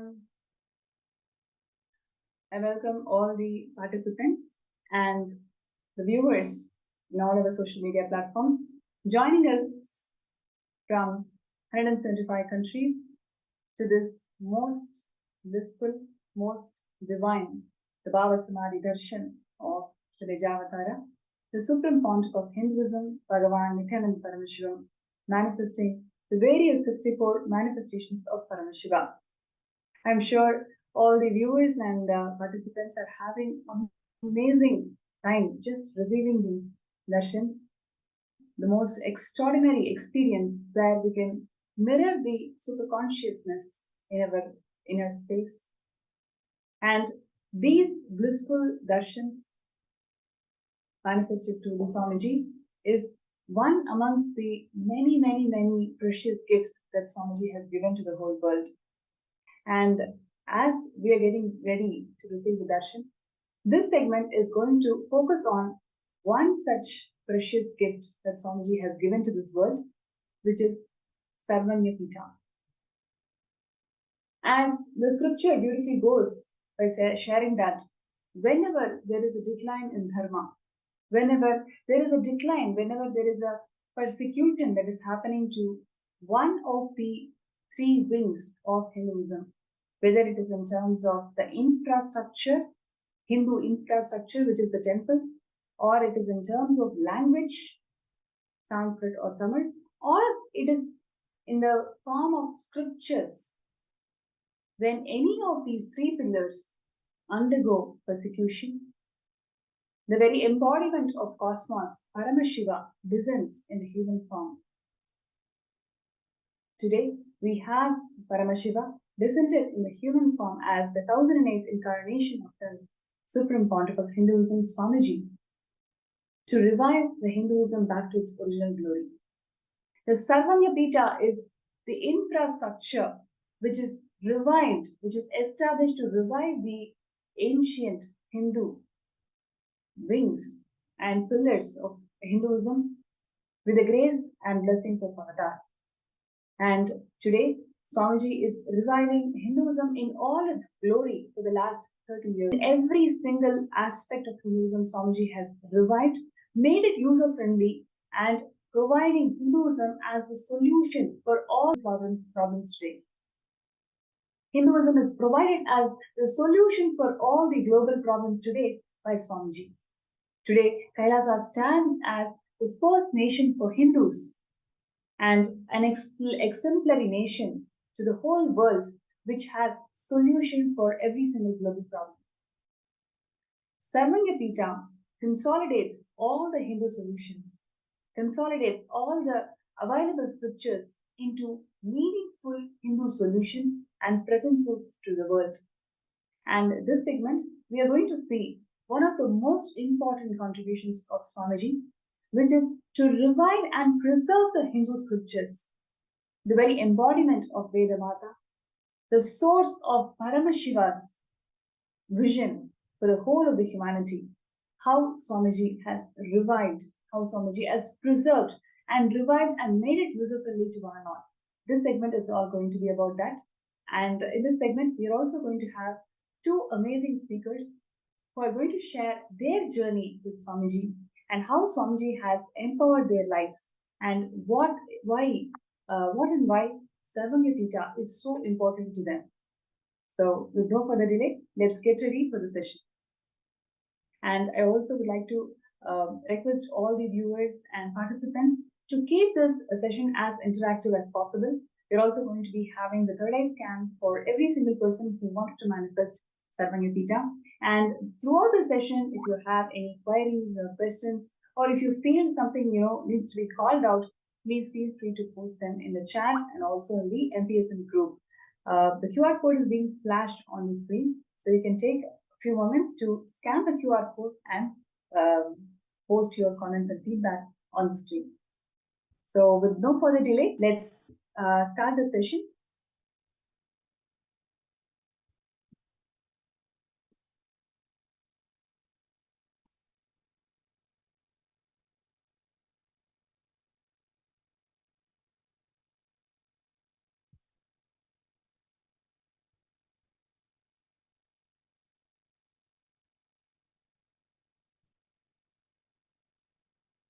Sanatana Hindu Dharma is the oldest living civilization on the planet Earth. More than 60,000 years, this civilization flourished in the planet Earth, and the glorious civilization has got more than 100 million source scriptures. Vedas and Agamas are called as a source scriptures because they are the very voice of Paramashiva. So, Paramashiva has revealed more than 100 million source scriptures. And each of these scriptures gives rise to a religion itself, a sampradaya, a tradition itself. So, Sanatana Hindu Dharma is not a single religion, it is a pantheon of multiple sampradayas. Thousands and thousands of sampradayas and traditions come together under the umbrella of Sanatana Hindu Dharma. And Swamiji is the supreme pontiff of Sanatana Hindu Dharma, being the emperor and being the Guru Mahasanidhanam of 21 ancient Hindu kingdoms, reviving Sanatana Hindu Dharma to all its original glory in all its traditions and sampradayas.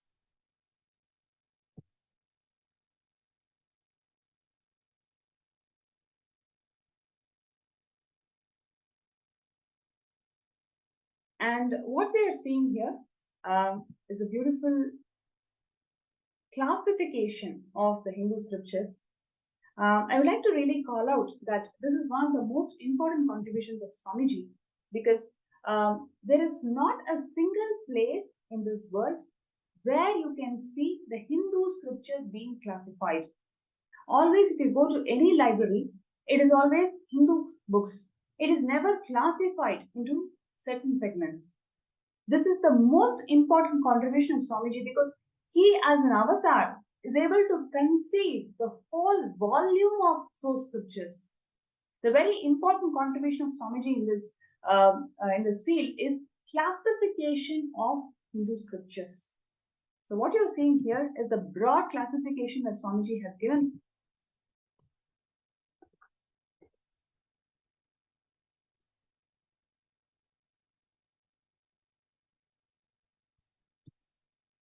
It is a very broad classification of the Hindu scriptures, and which includes Shruti, Smriti, Itihasa, Purana, Agama, and Darshana.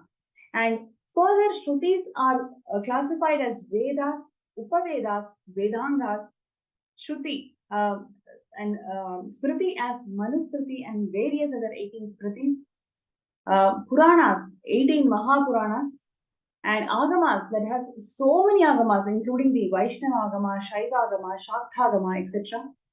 Darshanas, which includes Purva Mimamsa, Uttara Mimamsa. So the very source of Hinduism is huge number of scriptures, 100 million scriptures. And there is not a single person in this world today to even understand how do we even classify these scriptures. Swamiji is the first person to give this broad understanding of how our scriptures are laid out and what is the very classification of all of the scriptures. So this is one of the most important contributions of Swamiji in the field of scriptures. So I would like to call this out because it is so important for us to understand the depth of the Hindu scriptures and how the scriptures can be further classified. If you take Vedas, there are about 10,600 verses. Agamas, 28 main Agamas are there.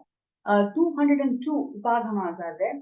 And just in Kamika Agama, if you take, for example, 100 crores and crores of verses are there. So what we have today, it is 0.1% of the entire Kamika Agama. Kamika Agama lays out the whole Paddhati of enlightened lifestyle. And Paramashiva has actually revealed crores and crores of verses, but what we have today is definitely 0.1% of what Paramashiva has revealed. So, and there are about 18 Mahapuranas, Upapuranas, and in each of these Puranas, there are more than lakhs and lakhs of verses. So, we have now seen the huge wealth, intellectual wealth that Hinduism has got. So much Paramashiva has revealed as manuals for enlightened living style. Now, where did all of this go? Do 100 million source scriptures in our hands? The answer is no.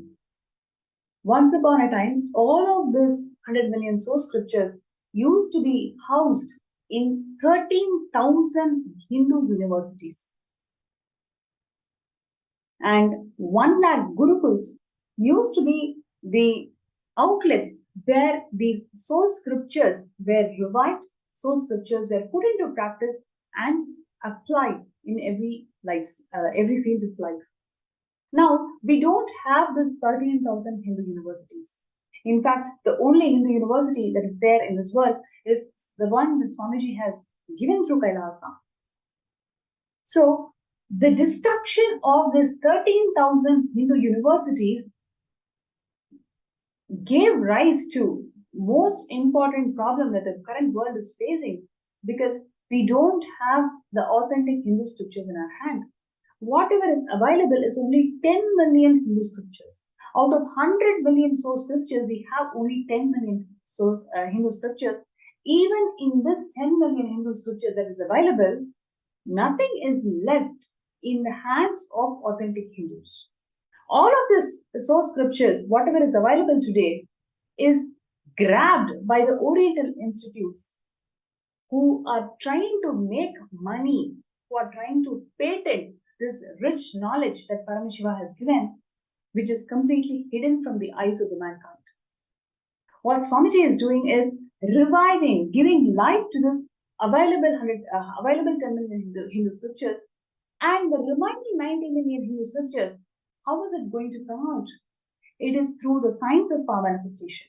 Swamiji's every single initiation towards the superconscious mutation. For example, last 1 year, Swamiji has empowered the humanity with his superconscious mutation science. It is all about downloading the entire knowledge from cosmos. The remaining 90 million source scriptures, Swamiji is going to revive by awakening the DNA, God DNA, in each and every of the Kailashians and Gurukul Balasans. And through this, he is going to revive and restore the 90 million source scriptures that is destroyed by the anti-Hindus.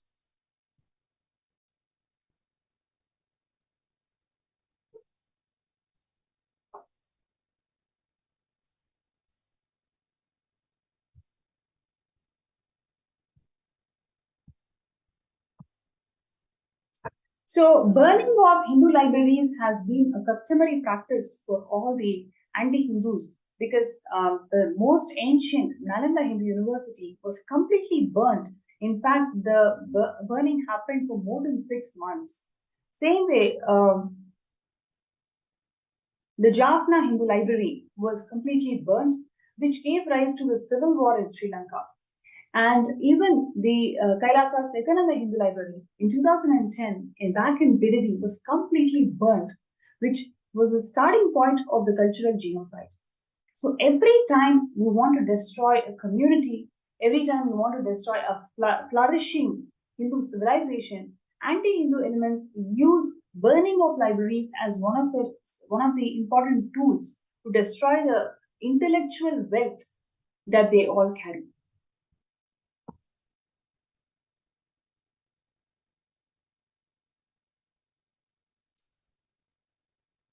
So what you're seeing here, almost 100% of all the Hindu universities are destroyed. 8 major libraries, including Nalanda, Takshashila, Vikramashila, and millions of books are all destroyed. There are more than 2 million temples in India, but not with a library. This is one of the most important aspects I would like to highlight, because As per the Shastras of the temple architecture, every temple in a third prakara should house a library. And I'm sure there are thousands and thousands of temples which are built as per agamas. But now you can actually find there is not a single temple with a library. That's mainly because the anti-Hindus systematically destroyed the library from the temple. And what we have as library is only available in the mutts or adinams, and thousands of mutts and adinams are destroyed and or poorly maintained in fact. And the major collection of all the manuscripts that we have in our hand is in the Oriental institutes or the institutes funded by the foreign countries, and millions of source scriptures are all stolen by the invaders. What we have in Kailasa today is a revival of all of these scriptures. Swamiji is bringing life to them. So by supporting Sarvanya Pita, you are supporting this grand mission of bringing back life to all these source scriptures. So I request everybody, whoever is feeling that yes, this is a very important cause, we need to bring the scriptures alive, because these scriptures are not just the scripture, they have the intellectual wealth. So many thousands and thousands of life solutions can be revived, brought back, and by which the humanity can benefit just by reviving the source scriptures. So if you feel that it is a very important cause and all of us should be part of it, I request everybody to sign up in sksjp.org/contribute. And let's take a few minutes for all the participants, viewers, even if you have signed up earlier, take this moment, take this call to sign up now and set the intention that let all of us manifest Sarvanya Pita by this Shivaratri. The Shivaratri is going to happen on 9th of February. So I request everybody to set the intention. We can all manifest Sarvanya Pita if you decide to become the Sarvanya Pita Yajaman by Shivaratri. So requesting everybody to sign up and set your intention. Swamiji beautifully shares, if you take one step, I will take million steps for you. So let us take this first step of signing up as Sarvanya Pita Yajaman, and Swamiji is going to bless us all to become the Yajaman by Shivaratri. So let's take a few minutes for all the participants out there to sign up and set your intention to become the Sarvanya Pita Yajaman.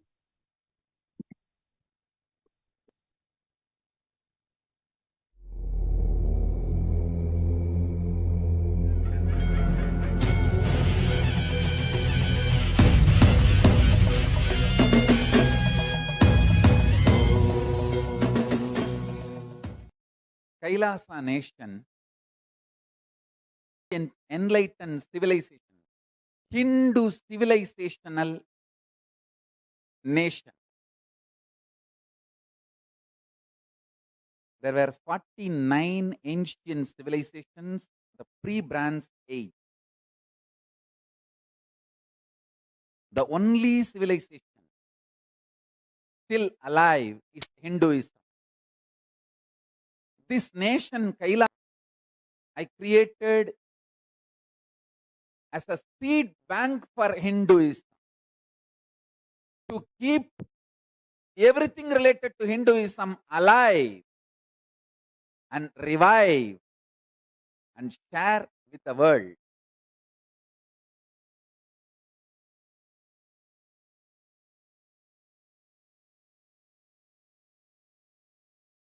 With the grace of Paramashiva, with the blessings of Paramashiva,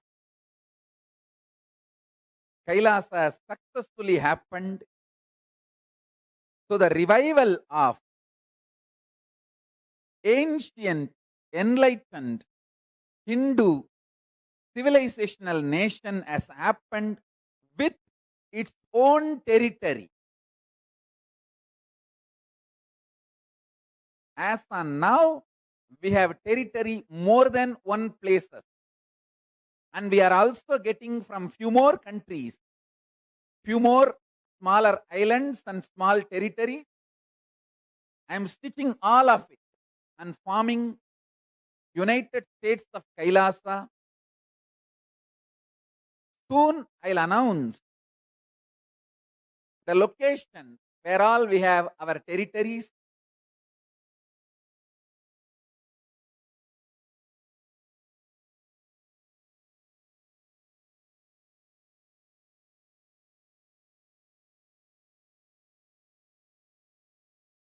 at least in one place, the Hinduism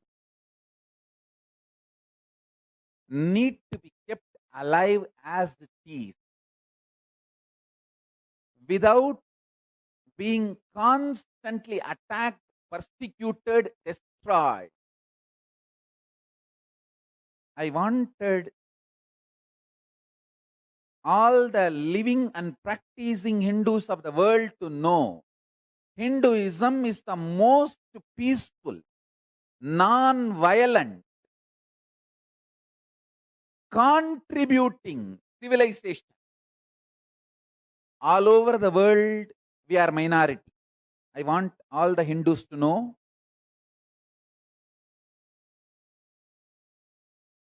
all over the world, other than India, Nepal, we are factually and actually minority.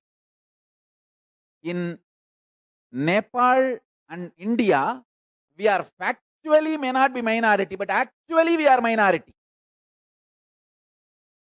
Hindus in Nepal and in India, number-wise may not be minority, means factually may not be minority, but actually minority.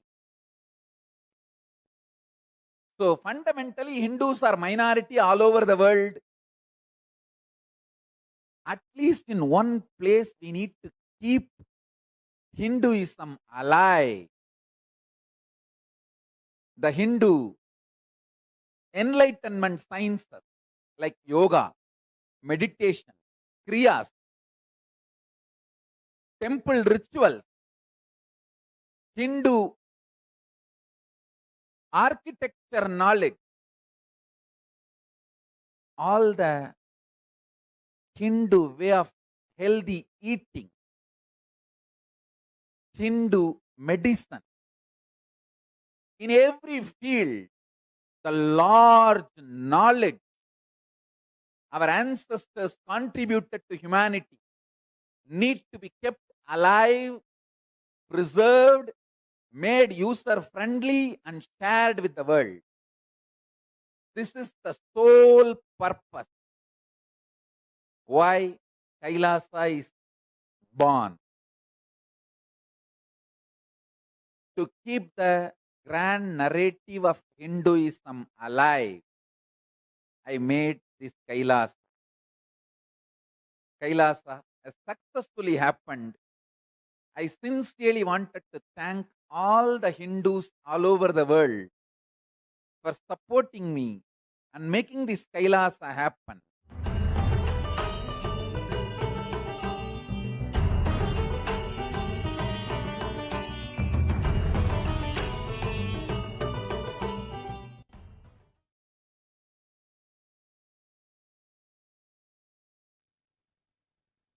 Yes, Kailasa has been successfully happening as Swamiji has announced this Vijaya Yatra starting of this year in Jayanti celebrations.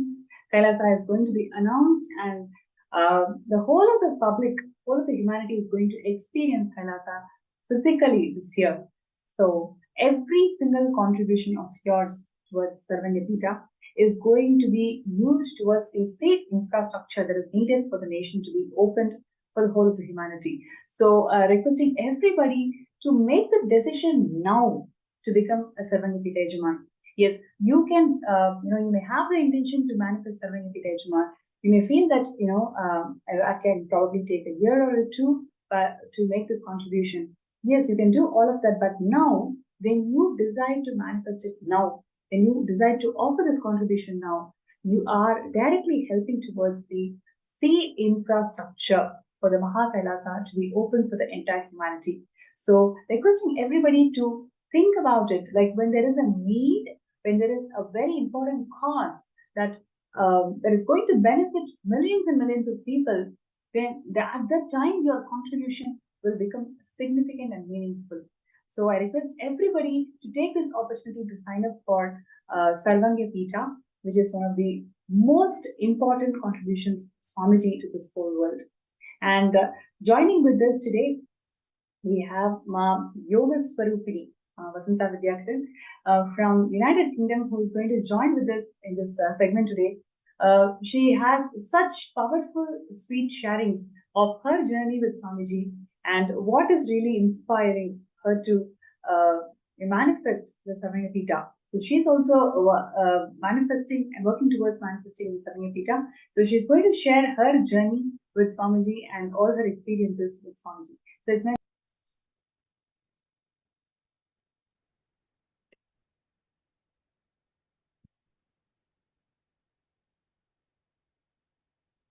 So it's my pleasure to welcome Ma Nitya Yoga Swarupini.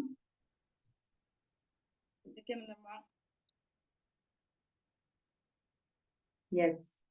Nithyanandam, thank you so much, Ma, for joining with us today. And I'm sure all our viewers and participants are going to have amazing time just listening to your beautiful sharing and stories and your journey towards becoming a Saranipita Yajman. So, firstly, we'd like to connect with you. And first question that I want to ask is, how is that your whole family feels so connected to Swamiji's teachings? Almost every single darshan you guys don't miss it. What is really keeping all of you together in this journey of becoming Paramashiva with Swamiji?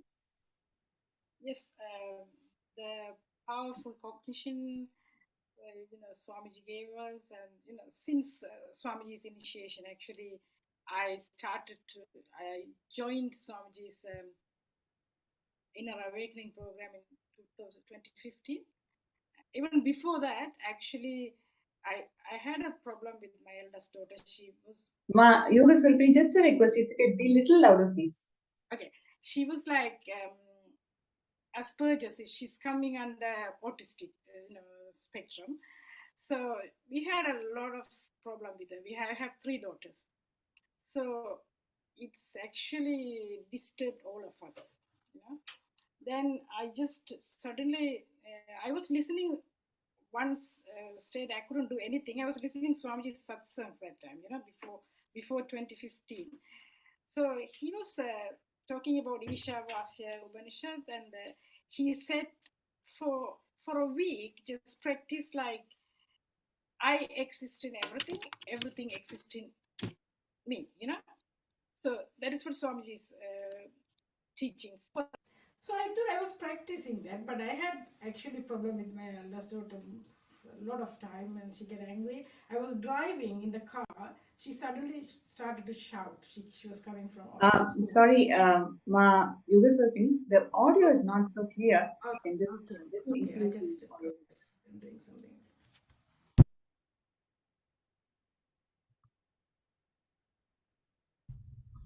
Can you hear me now?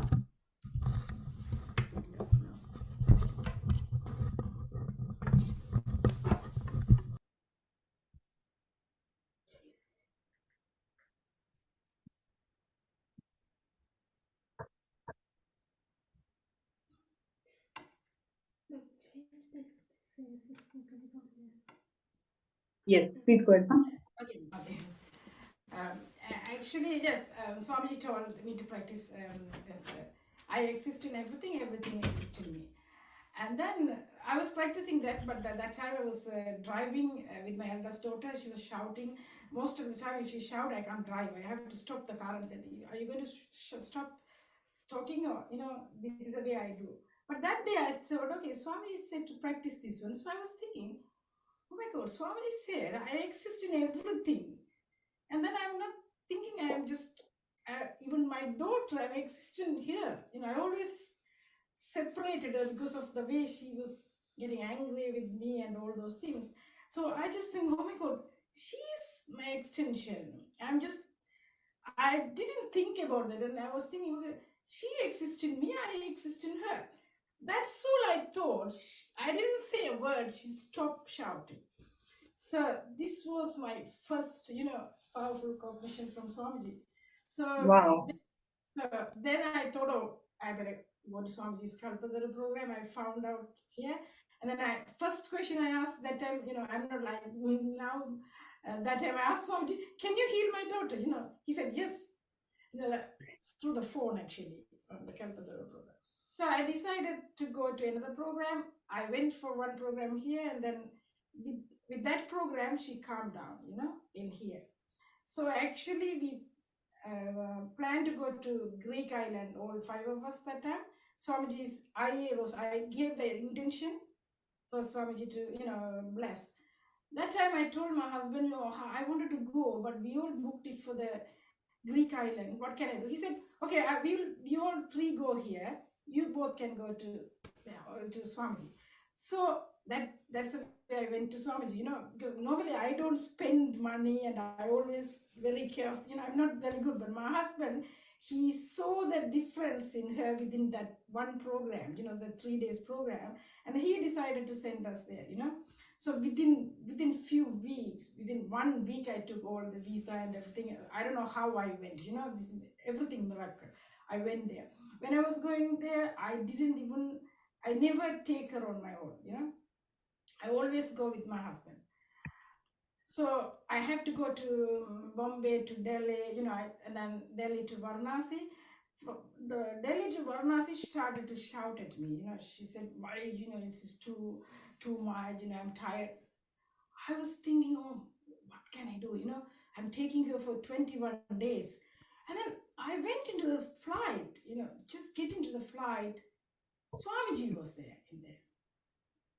So I don't know, he was just taking, flight from Delhi to Varanasi, same flight as me.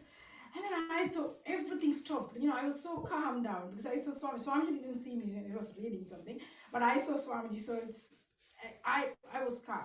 And then I went there, and then Swamiji said, I'll heal you completely. Within that one IA, I completely changed, Swamiji's, initiation did a lot of transformation with both of us, And actually, Sai, when I came back, one day she was hugging me, and then my husband, because she never ever, she always fight with me, and then my husband said, something happened, Swamiji did something, so he also believed Swamiji. He said, so that October, we all went for the, I went for the volunteering, and my husband and Sai did the IA.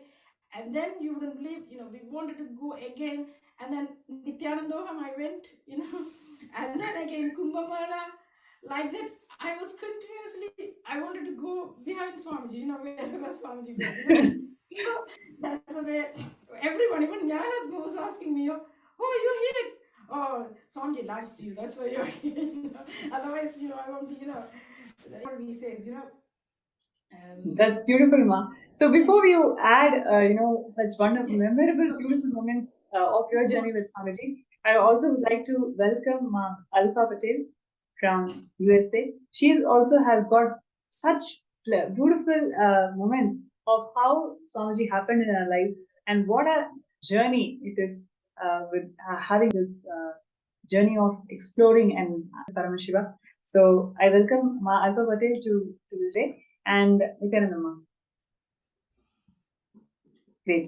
Thank you so much for joining. And I really cannot wait to hear from you all the beautiful moments that you had with Swamiji, who made you to experience the real you.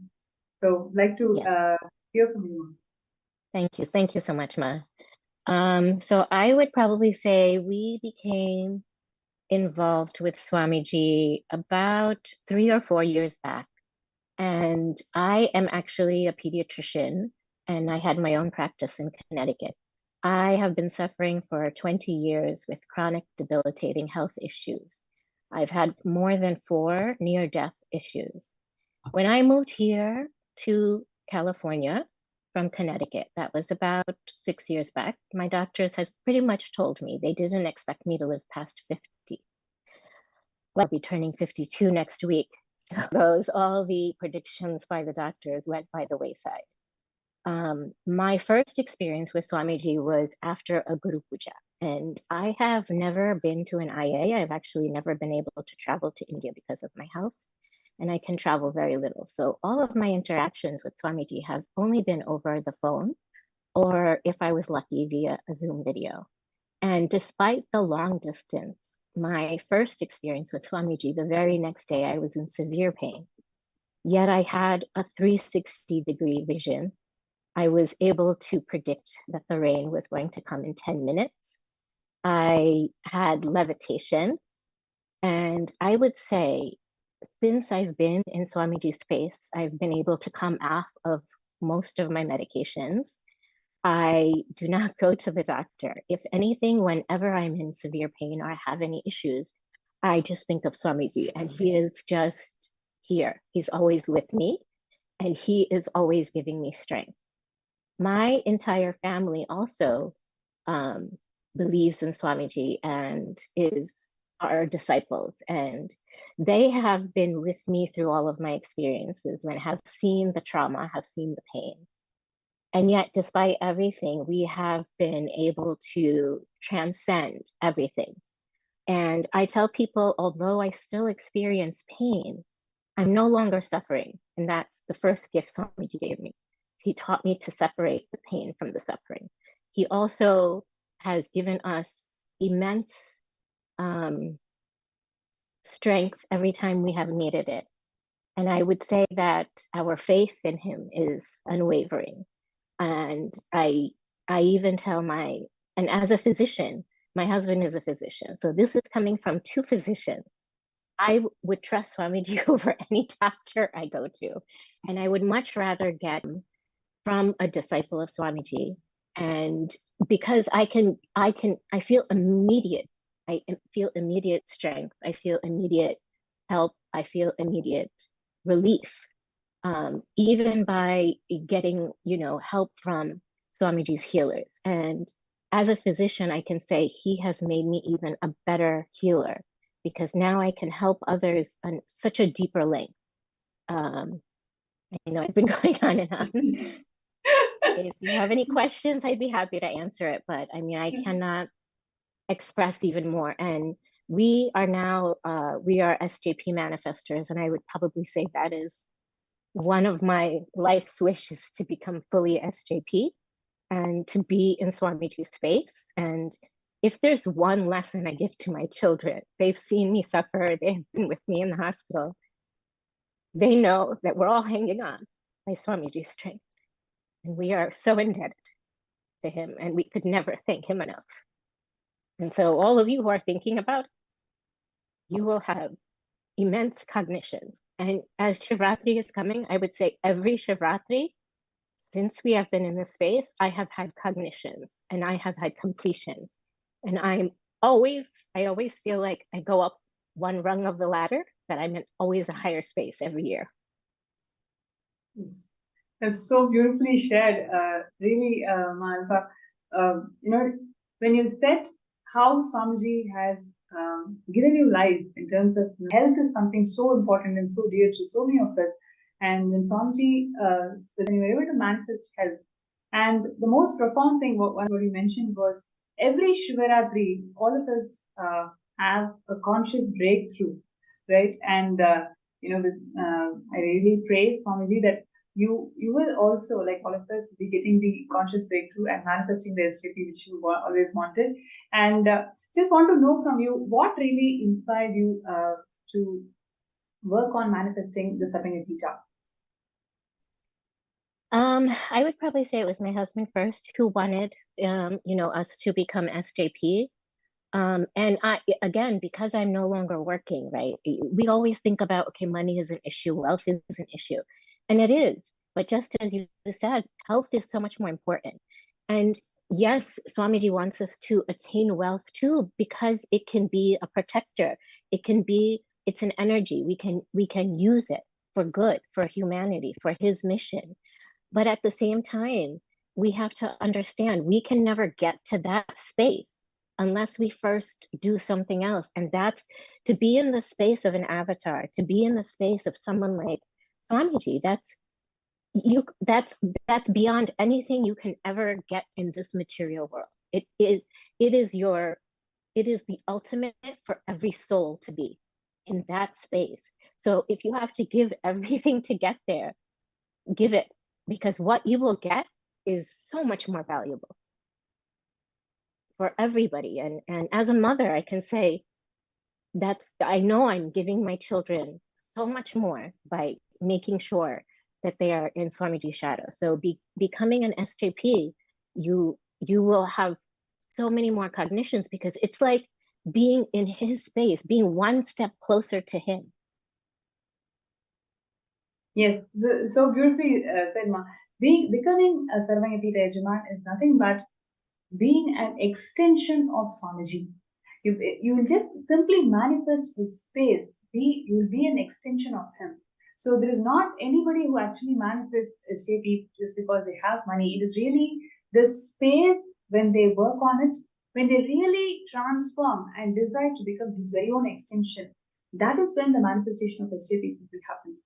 So it is not just a contribution, a monetary contribution towards the mission, but rather having that conscious breakthrough, right? Really having that conscious breakthrough. Only through that conscious breakthrough will be able to manifest that wealth towards SJP. So everybody, all the manifestors, whoever has started their journey towards Samayapita are actually consciously working on themselves. How they can manifest SJP is not just accumulating some wealth. It is about dropping the patterns. It is about dropping the karmas, and it is about manifesting powerful cognitions and powers.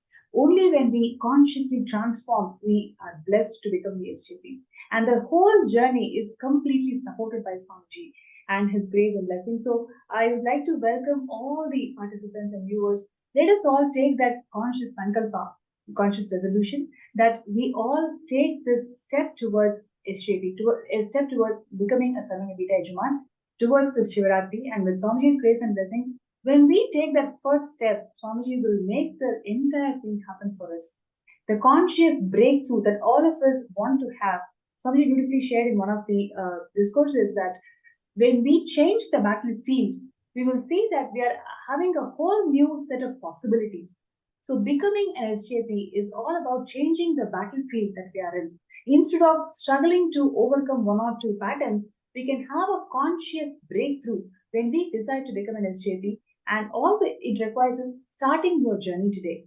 So I request everybody to make that conscious resolution that we can all decide to start our journey today. Alpa, like you beautifully shared, I just wanted to ask one more question, towards this manifestation, right? You've been working towards manifesting SJP. What is the transformation that you're experiencing? Because everybody has an intention, but when they actually make that first initial deposit, when they become an SJP manifestor, suddenly a huge inner possibility starts awakening in us. So would you like to add more on that, please? Yeah, of course. Not only do things start opening up, but even I would find old traumas, old pains would come up, things that were so buried deep I didn't even know. And sometimes if you don't know, how can you complete an incompletion? But with Swamiji's help, those little steps, because by us taking little steps, even if it's by, okay, I'm going to start now. And today I'm going to start and I'm going to manifest my SJP. So today I'm going to give this much. And every week I'm going to do this much. Every month I'm going to do this much. So every time that you give a little, it's like you're telling the universe, I'm ready. I'm ready for the next step. I'm not ready for my next cognition. I'm ready for my next incompletion. And it's like you're giving it, and the universe will come back. And sometimes you find incompletions you didn't know of. Suddenly they're completing like this without any effort, without you having to do anything. You suddenly, it's just waking up and it's a new day, and suddenly things are just easier. Things are just flawless. They just flow so much easier. Thank you so much for sharing, and I'm sure there are so many of us truly got inspired the way you put it, your whole journey with Swamiji and your journey towards SJP. And I really would like to see you as a Sarvanyapita Yajaman by this Shivaratri with Swamiji's grace and blessings. They will all manifest. And thank you so much for joining us again today. Thank you. I would love that as well. Good luck to everyone. Thank you. So, dear participants and viewers, that's Ma Alpha from USA, who's sharing her journey towards for manifesting SJP. And I'm sure many of you out there have an intention, but now let us take a first step from being an intention that has become the manifestors of Sarvanyapita Yajaman. Take that first step today, and your first step towards SJP literally gives you the pathway to have that conscious breakthrough of your inner space for Shivratri. So request everybody to sign up and show your intention, show your declaration towards manifesting SJP by signing up in skSJP.org/contribute. And let's take a look at the video where Swamiji is sharing more and more significance of why Kailasa.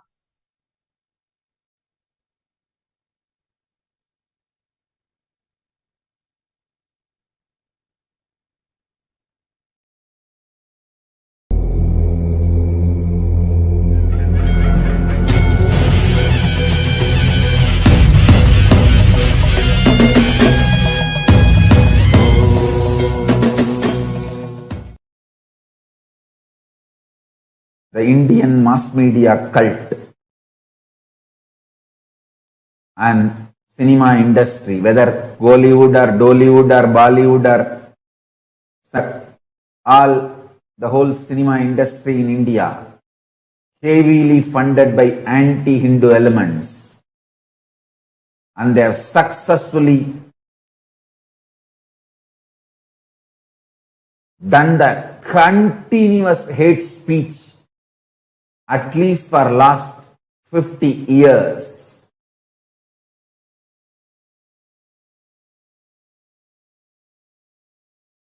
And the poison they emitted and the brainwashing they have done has gone so deep, even Hindus are feeling ashamed about their existence.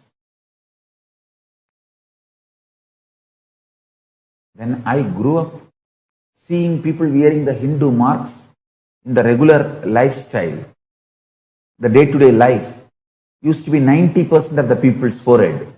Now, it is less than 3% people wearing the Hindu symbols on their forehead in Indian society.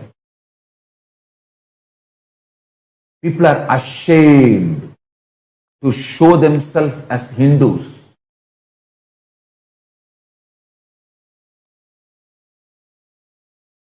Sadhus are terrorized.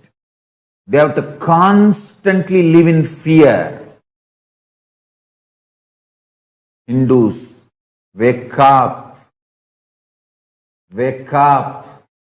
Just getting one job, getting married, 2 kids and 1 house and a good salary is not life. Hindu youth is getting brainwashed. Just that small little success is all life.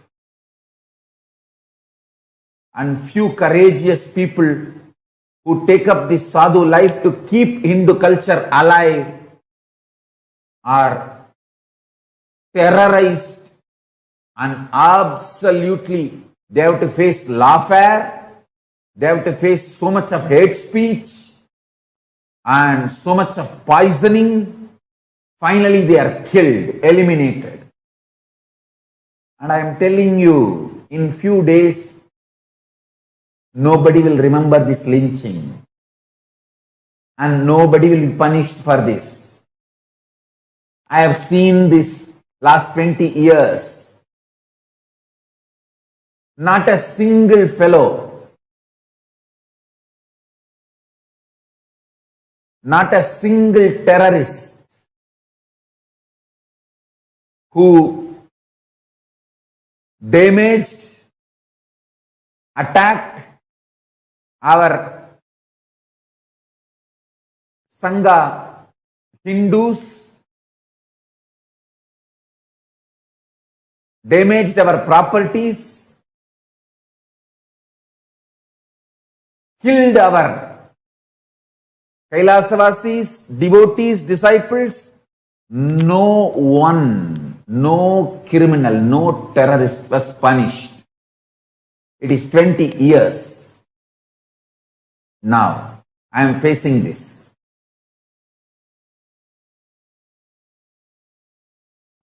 Police supports those terrorist gang and those criminals.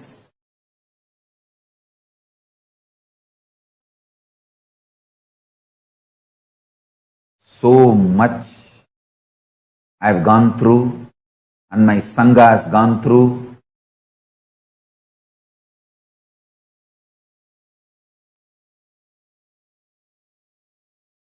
We have done tyaga of everything.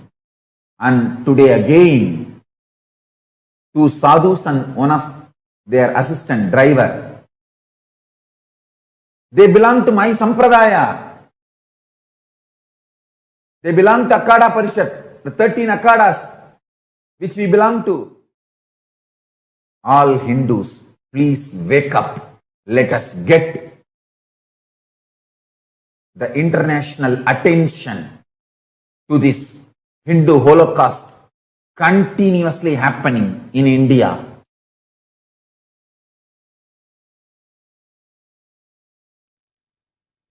Yes, that is exactly what Swamiji has accomplished. In last couple of years, there are 9+ UN reports are published highlighting the Hindu Holocaust. And moreover, the permanent ambassador of Sri Kailasa has represented the voice of dispossessed Hindus facing these attacks in United Nations.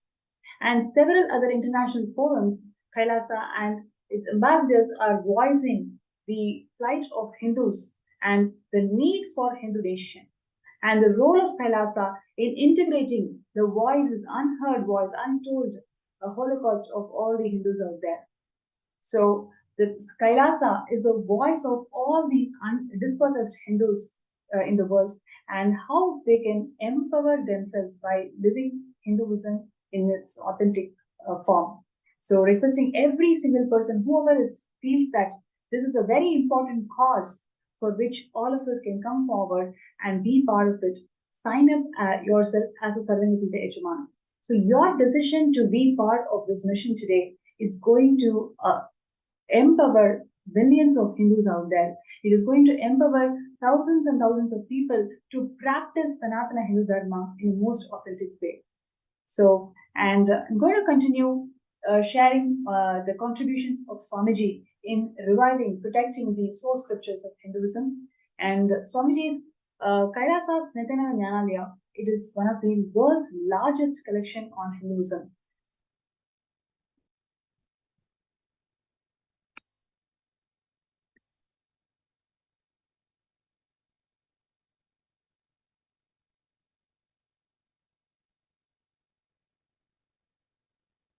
Swamiji envisions the Nithyananda Jnanalaya as the epicenter for all the source scriptures which will locate, acquire, collect, organize, publish, preserve, teach, and spread the source scriptures around the world. Embracing the true glorious Sanatana Hindu Dharma, Swamiji empowers the Kailasa and the administrators to run under the constitution of the scriptural authority on the eternal truths. So yesterday we saw how the entire cosmic governance and Hindu democracy of Kailasa is based completely on scriptures. So Kailasa's Nithyananda Hindu Jnanalaya is all about bringing out the depths of the scriptures to the whole world and empowering the humanity to make these Hindu solutions as one of the best things that we can ever have. And here we have this Shastra Pramana which talks about the authority that the Hindu scriptures hold in Sanatana Hindu Dharma.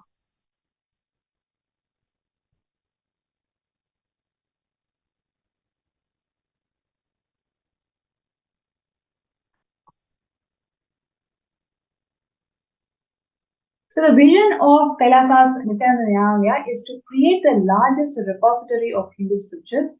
So it's about collecting the Hindu scriptures from various sources, organizing it, protecting it, making it available in a digital format so the information is accessible to one and all, and reviving these scriptures into Hindu solutions.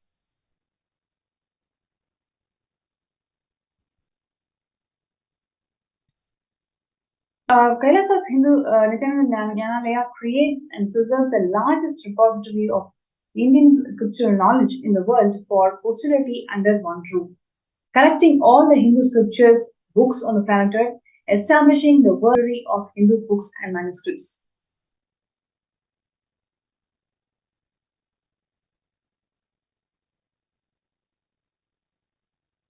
So it's about housing 5 crore manuscripts. So you can see here the collection of manuscripts is part of Kailasa's Nithyananda and collecting 20 million source scriptures. And Swamiji is conferred the Asia Book of Records for maximum number of books published by a single author, 1,123 books. All of these books is nothing but making Hinduism user-friendly. Every single line, every single solution that is provided in this 1,123 books is all from the scriptures of Hinduism, all from the source scriptures of Hinduism, and making it really user-friendly, making it solution-oriented for today's modern world. And Swamiji also is conferred with the Asia Book of Records for delivering maximum number of discourses by a single person, about 3 lakh hours of discourses Swamiji has given. And all these discourses are all about Hindu solutions towards a conflict-free living, peace-based powerfulness, and ahimsa. And one other contribution of Kailasa's Jnanalaya is the Hinduismpedia, which is a simple and hard work to organize and present all the Hindu scriptures available on the planet Earth. Literally, it has a compilation of 1 million pages on Hinduism with a collection of 22,000 digital books, 1,000 plus e-textbooks, and 1 million plus 100,000 plus articles on various topics of Hinduism.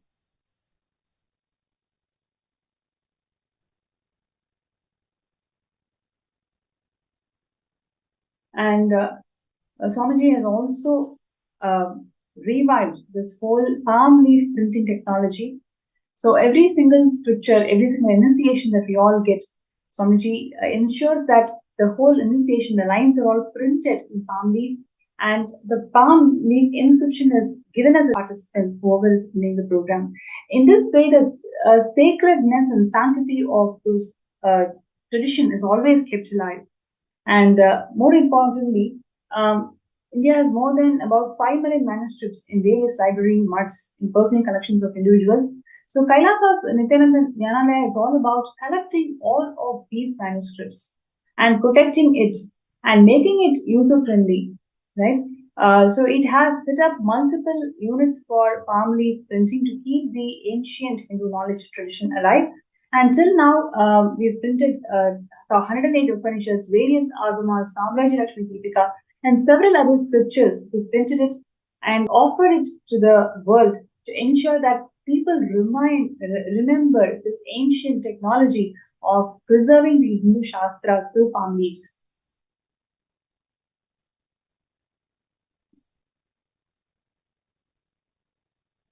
And also various other manuscripts which are endangered has been repaired after scanning. So not only collecting of all these manuscripts from various sources, protecting it and scanning it, digitizing it immediately, so the knowledge is not lost.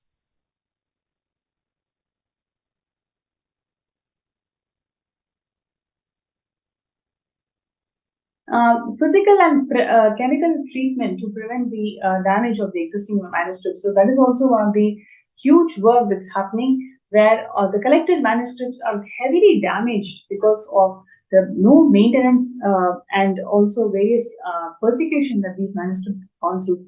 So Kailasa also focuses on physical and chemical treatment of these manuscripts.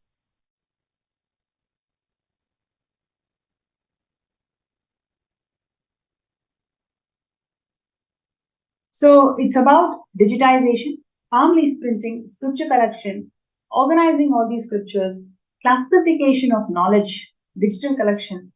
That summarizes the entire contributions of Kailasa towards this ancient Hindu scriptures.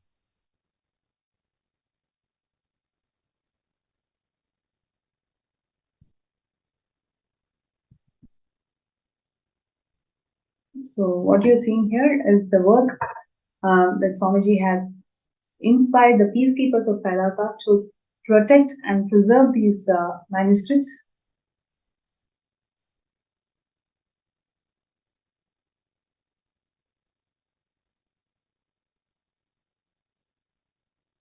So what you're seeing here is the collection, the total number of manuscripts recovered from Shaivism, Jainism, and Buddhism. All these various sampradayas of Sanatana Hindu Dharma. More than 30,000 scriptures and manuscripts were recovered from Shaivism, and about 25,000 from Buddhism, and about 15,000 from Jainism.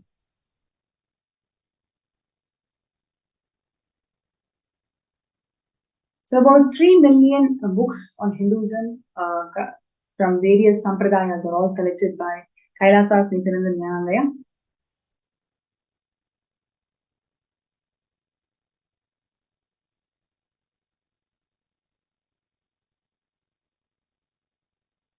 And we have developed the world's first exclusive library library management system based on scriptural classification.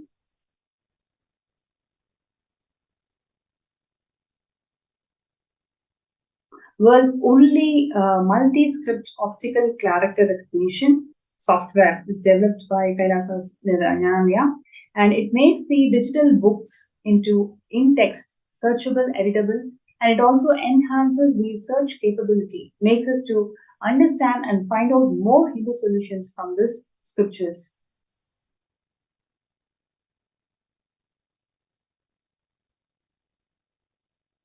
Collection of over 50,000 rare manuscripts, including Shaivagamas, Shakthagamas, and Kashmiri Saivism.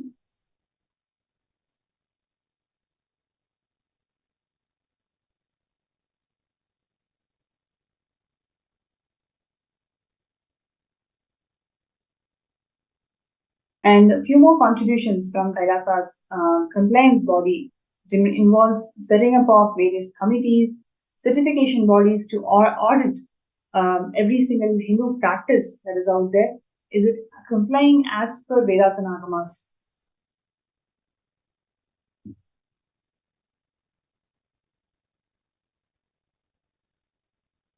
And today's Kailasa's Nithyananda is the world's largest Hindu knowledge center, having a collection of source scriptures, manuscripts, and books, sharing all of these to the world in a digital format and empowering the whole world with the richness that the Hindu tradition always held.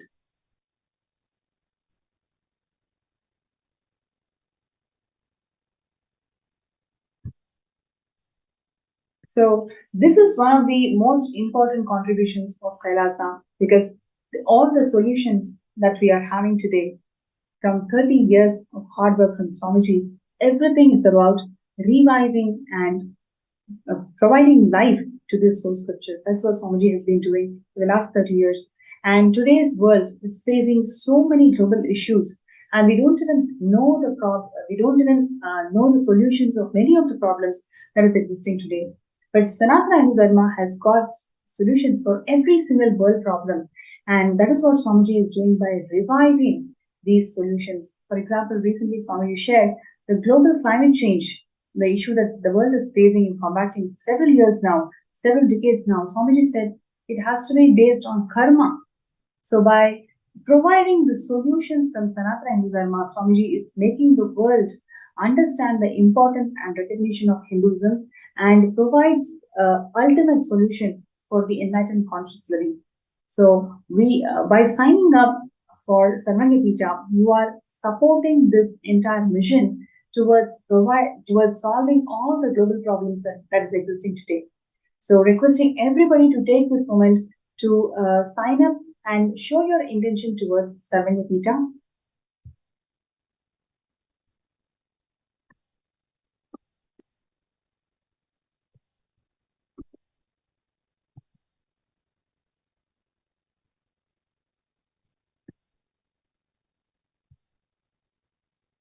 So I request everybody to take a few minutes. And if you have any further questions or comments, you can feel free to post them in the YouTube chat and also in the MPSM group.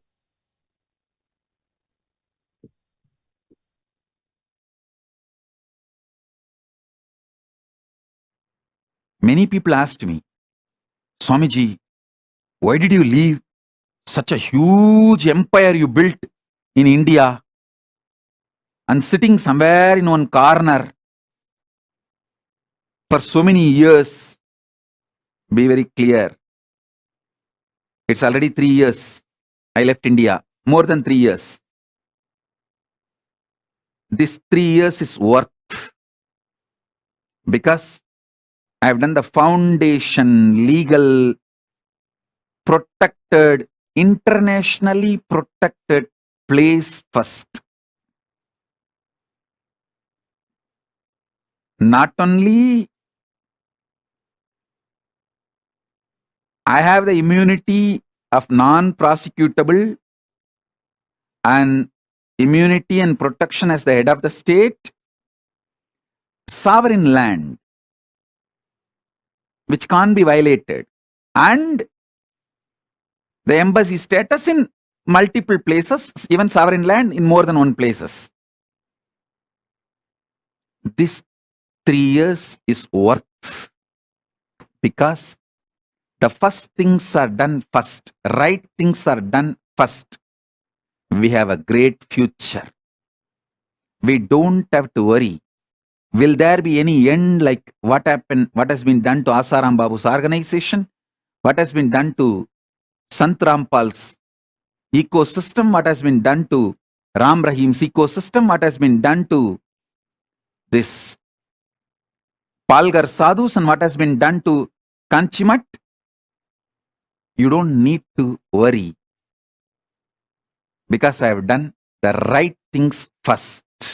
That's a spend little time, study how each Hindu ecosystem is persecuted in last 100 years. Listen, whether Kanchimat or Asaram Babu or Ram Rahim or Sant Rampal or Shivashankar Baba, all of them, all their organizations, with so much of hard work, they build the Hindu ecosystem like a beautiful honeycomb. But just some thief comes and robs the whole thing and takes it away. But again, you guys Hindus will work hard and build it like a honeycomb. Again, somebody else will come and steal. Be very clear. I am not interested in this game. That is why I decided very clearly, I will build the fort first. Proper stone fort. Then build the honeycomb, so it will stay forever and work forever. Support the Hindus forever. Keep the Hindu ecosystem forever alive. Be very clear. I understood this secret. I started my public life at the age of 16. Within 10 years, by 25, I understood. Without making a proper protection system, any hard work me and my sannyasis put and build, it will be like a honeycomb. When Kanchi Shankaracharya got arrested, clearly I realized the Samastana, which had immunity from all prosecution, last before till the India adopted the secular constitution, Adinam, all of them had immunity from all prosecution in writing, legally valid, from the British government till the British time.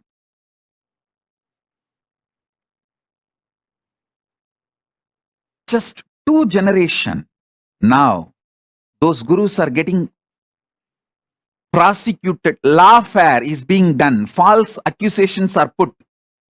They are prosecuted left, right, center. Of course, Kanchi Shankaracharya proved he is innocent and came out. But what happened to that organization? What happened to that mutt? What happened to himself? Was he able to stand back? The criminally negligent Hindus did not have gratitude for all the work he has done. The criminally negligent Hindus are not realizing the anti-Hindus are attacking the real Hindus because he stood for the Hindus and stick his neck out, his head was cut. That's all.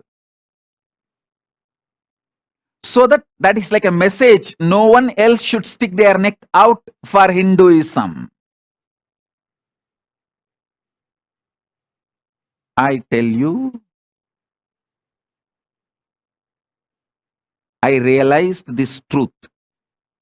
If I don't build the proper legitimate fort, legal protection, even if I work for 100 years and build the Hindu ecosystem,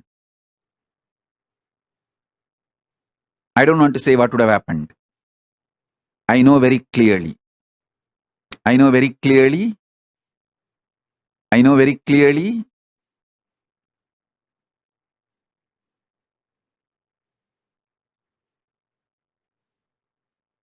I wanted to tell all my disciples, listen.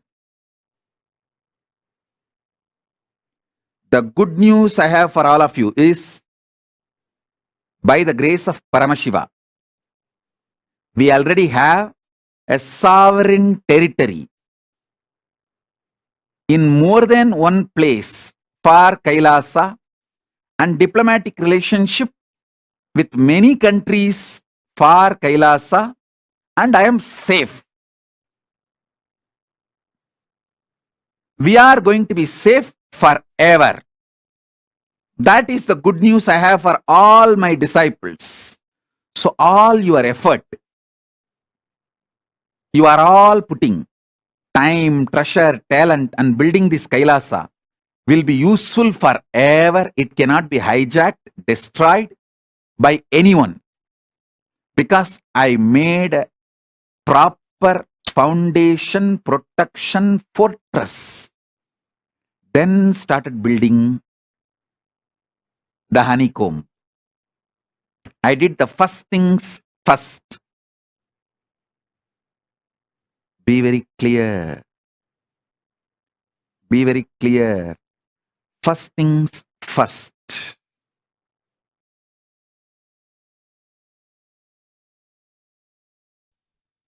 Yes, as Swamiji beautifully mentioned, the having this sovereign nation recognized for Hindus internationally by United Nations, and having this bilateral relations with several other countries, having this sovereign nation is the first thing first that Swamiji has established for all the Hindus out there. By you supporting the Sarvanya Pita, you're supporting this cause of first the Hindus having their own sovereign nation. Swamiji has already made it happen, and now this year we're going to open the Mahakailasa to one and all for the whole of the humanity to come and receive and be in the physical presence of Avatar. So let us take this moment to prioritize of becoming intention, but let us prioritize this. Whatever you are doing towards this cause is going to empower the whole of the humanity to experience the breathing space of Avatar. So with that note, I'm just going to connect my Yoga Swarupini from United Kingdom. Once again, we just heard her sharing her beautiful of her being in the presence of Swamiji. And now I'm going to request her to be in his show and share further on her journey with Swamiji. Nithyananda, thank you so much for joining back. Nithyananda, thank you. Actually, okay.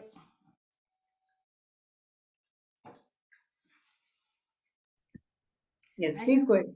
Yes, Swamiji, with the first I just learned about Sanatana Hindu Dharma, like all Charya, Kriya, Yoga, Jnanam, all four. Really, I started to practice. Before that, I'm a Hindu, but I never ever practiced anything. Even fasting, I didn't do properly. Just morning, I miss, something. That's all, But I've been completely changed to full, like vegetarian. Not, I don't take even any egg inside the home because I have Swamiji's Padaga. So all 5 of us, so other daughters, I told them, you can have it outside, but you can't bring it inside. They stopped. Everyone stopped. Everywhere we go, even we went to Sri Lanka, they were asking, you living in UK, you all vegetarian? So they were, like Swamiji completely changed. Actually, what Swamiji is doing for Sanatana Hindu Dharma and how he is making everyone to be proper Hindu, this make us to realize, like how we have to support Swamiji, and this is a reason we just wanted to be SJP, to join the SJP and then continue to surrender to Swamiji, because Swamiji completely changed everything, and actually the cognitions, I don't even know, just I was logic, I only was with the first one, length, all other things like, Swamiji is the one making me to think, and then go into the heart, and then go into deep cognitions. He took me everywhere. That's why I just wrote it to Swamiji, like Tamil. I just want to say in Tamil, he did like மண்ணில் வாழும் அறிவியலையும் விண்ணையாளும் அறிவியலையும் எங்களுக்கு முறையாக கற்பித்து நித்திய ஆனந்தத்திற்குள் அழைத்துச் செல்கிறீர்கள் Swamiji. I wanted to tell this to Swamiji, like, is teaching the knowledge of how to live on the world and of how to rule the cosmos. So Swamiji was taking us to all these steps, not just me, all 5 of us, I don't know how, because okay, 4 of us, we went for the IA, the 5th one, she never been to IA, but she saw Swamiji anyway when she came to Thailand. So everyone had Swamiji's blessings, and then the transformation happened to us.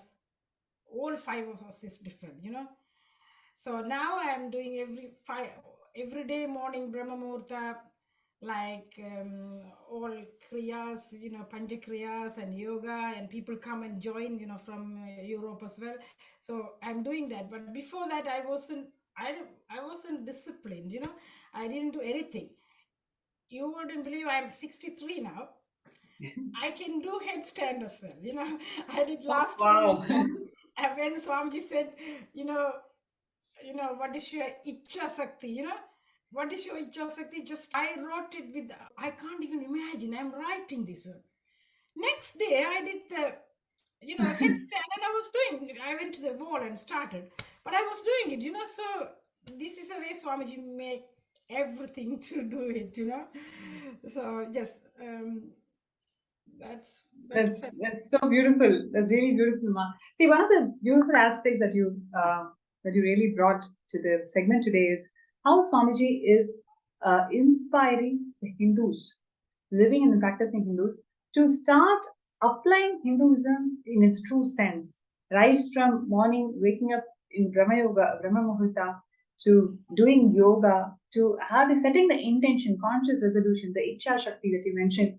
How Swamiji is inspiring every single aspect of Hinduism to be practiced towards the right context of living enlightenment. How he is inspiring the whole of the Hindu population today.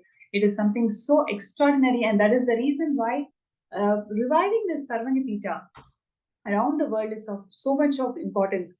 And would you like to share with us what is really inspiring you towards manifesting Sarvangapita today?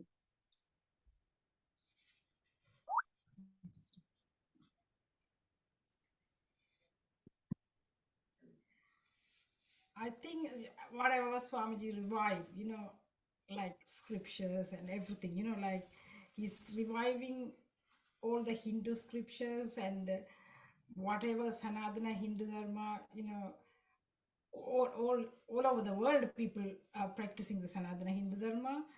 And I would say all these reviving Hinduism, and we thought this is the best way to contribute, and we surrendered to Swamiji, and then we started to join the SJP manifestos, and then even after that we suddenly Swamiji was I wanted to move to bigger house. Swamiji just blessed me, and then especially after certain age, it's really difficult to get the mortgage and everything. But without any hassles, we just quickly get the house. Even the house, everyone said, "Oh wow, this very good price we got it," because Swamiji's blessings, everything is happening.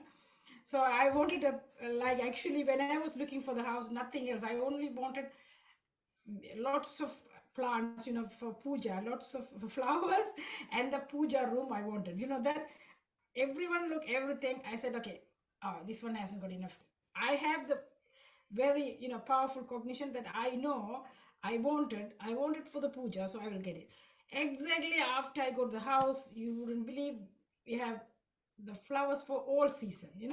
Wow. I can so that's the way I'm manifesting. After Swami, I never after I met Swamiji, I never get worried about anything. Even I had sometimes when I had the problem with my eldest daughter, still sometimes. So I says, oh, Swamiji says I will heal your daughter completely.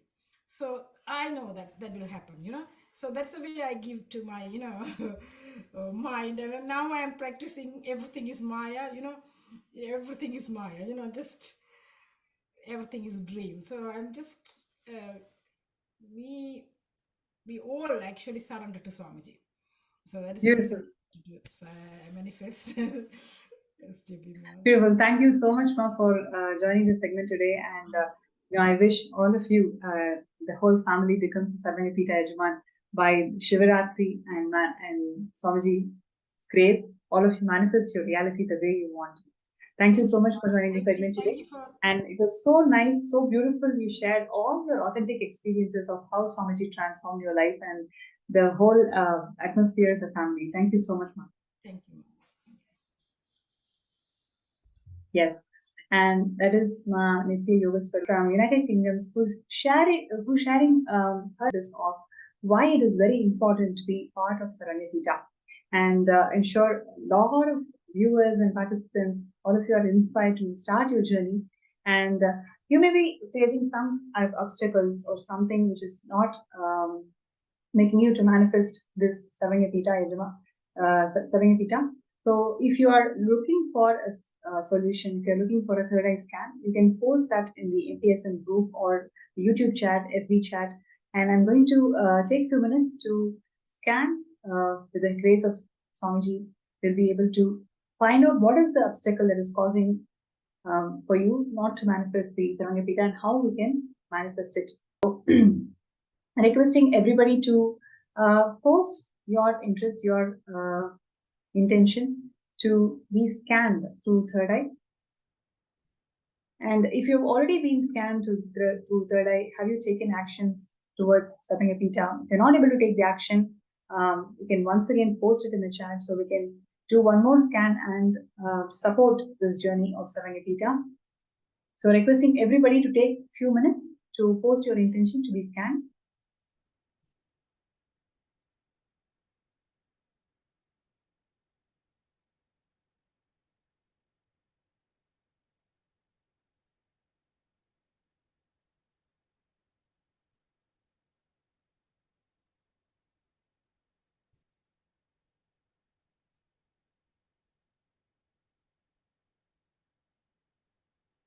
Okay, so we have Marlena Yazi.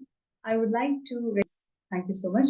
So Marlena Yazi, have you filled the intention towards Sarvanyapita? If not, please take a few minutes to fill your intention towards Sarvanyapita. You can sign up in skshp.org/contribute and sit with the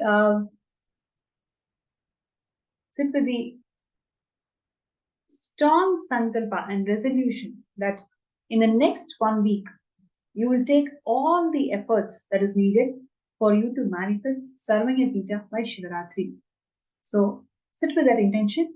First, fill the intention form and sit straight. Please connect with Swamiji in your Anandaranda. Let us chant the Mahavakya. Om Nithyananda Paramashivam. Om Nithyananda Paramashivam. Om Nithyananda Paramashivam.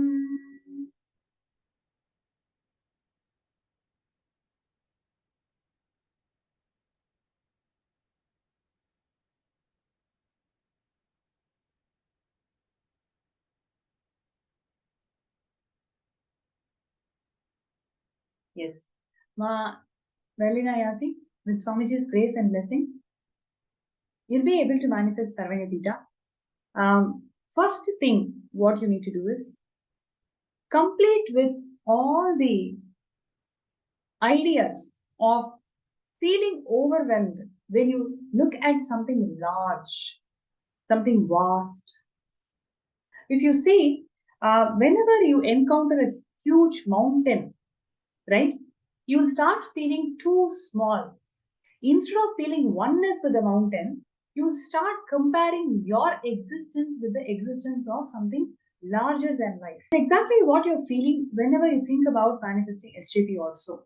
You feel that it is something huge that you can never manifest it. Whenever you look at a mountain, specifically, you start thinking in your child, all the time that you went to spend, whenever you actually look at a mountain, how do you feel? You, instead of feeling that oneness, you started feeling too small, right? The same thought pattern, if you decide to drop it today, with Swamiji's grace and blessings, you'll be able to manifest it. So first thing that you need to do is take the step. Today itself, take a step, take a deposit. Okay, I have this much with me. Let me start my journey towards SJP. The moment you take the decision and start your journey towards SJP, you will start seeing that it is not a far-fetched reality anymore. It is actually something within your reach, because it is not you who's going to do it. It is actually Swamiji who's going to manifest through you. So with this clarity, I would really request you to start your journey today.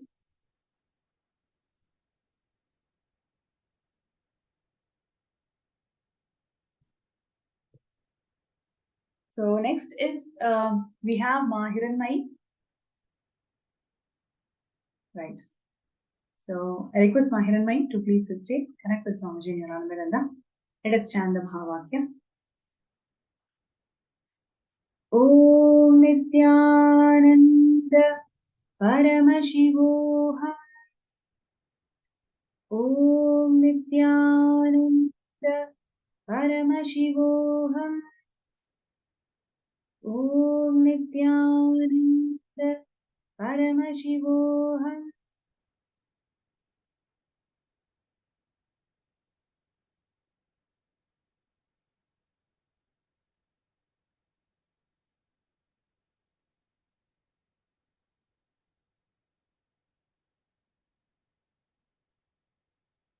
Yes. Hiranmai, Nithyananda. So first thing, what you need to do is, bring intense ferociousness within yourself, right? So bring intense ferociousness within yourself. Whatever you think as insecurities, unknowns in your life, decide today itself you are going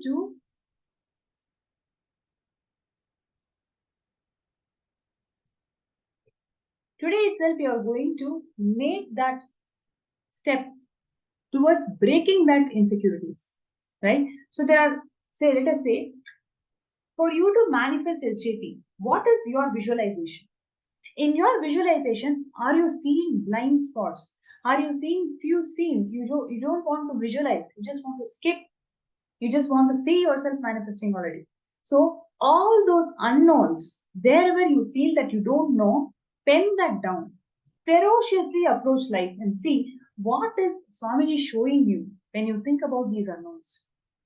Right? So connect with Swamiji in your Anandaganda. Every single unknown that is there towards this manifestation, sit and pen down, resolve it, approach it with ferociousness. With Swamiji's grace and blessings, you'll be able to manifest it.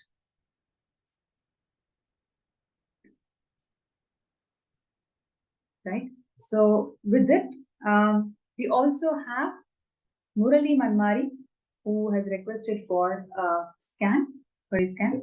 So I request Murali Ayya from New Zealand to please sit straight and close your eyes.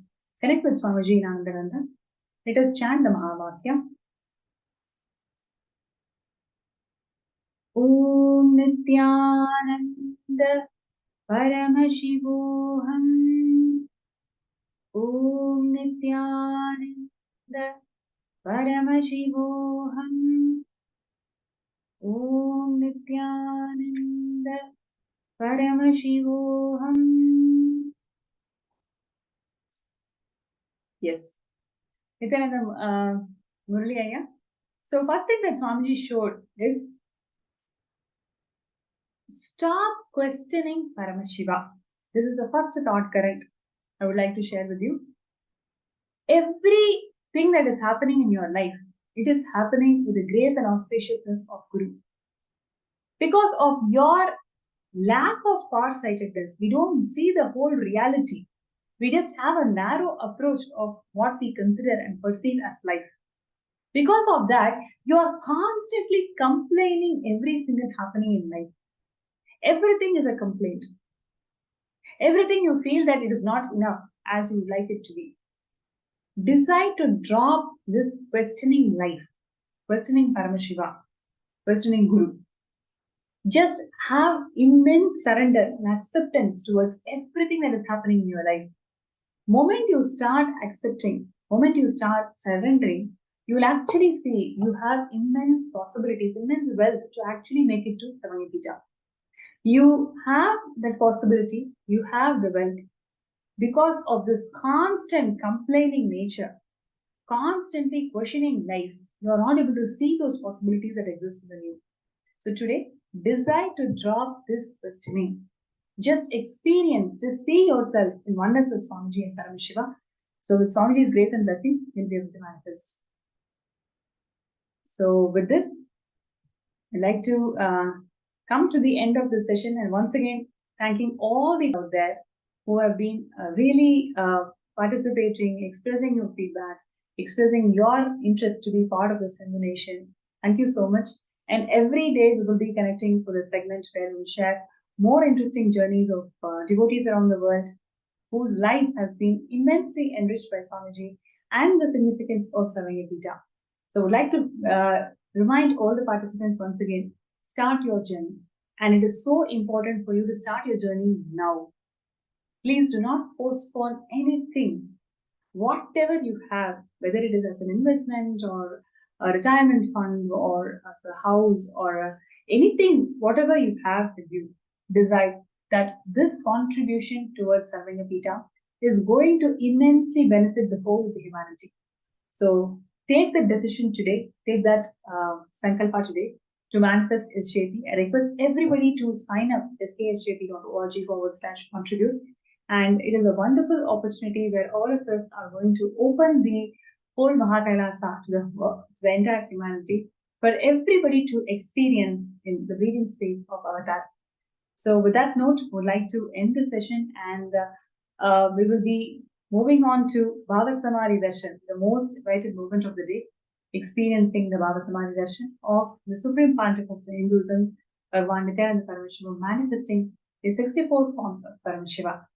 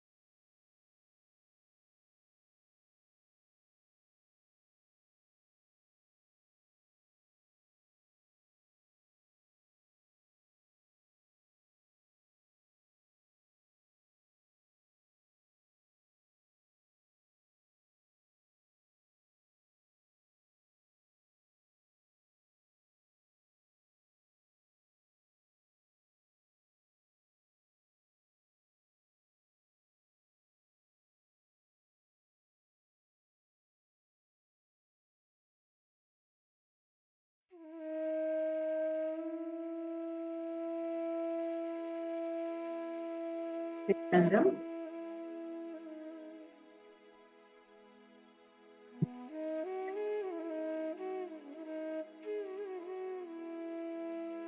Just had a beautiful session, and we listened to a powerful experience also. Now, what we are going to be entering into is one of the most awaited session, which is having the darshan of Bhagavan. Let us all get ready for this Bhava Samadhi darshan. We welcome all the YouTube viewers, Facebook, and all other social media platforms, everyone who's tuned in now for this segment where we are going to be experiencing the Bhava Samadhi darshan of Bhagavarashi Karamurti and Garudantika Murti, Bhujaga Lalita Murti, Apatuttarana Murti, and Gajantika Murti forms. And through all of these forms, we are going to receive the protection of Paramashivam. Understand?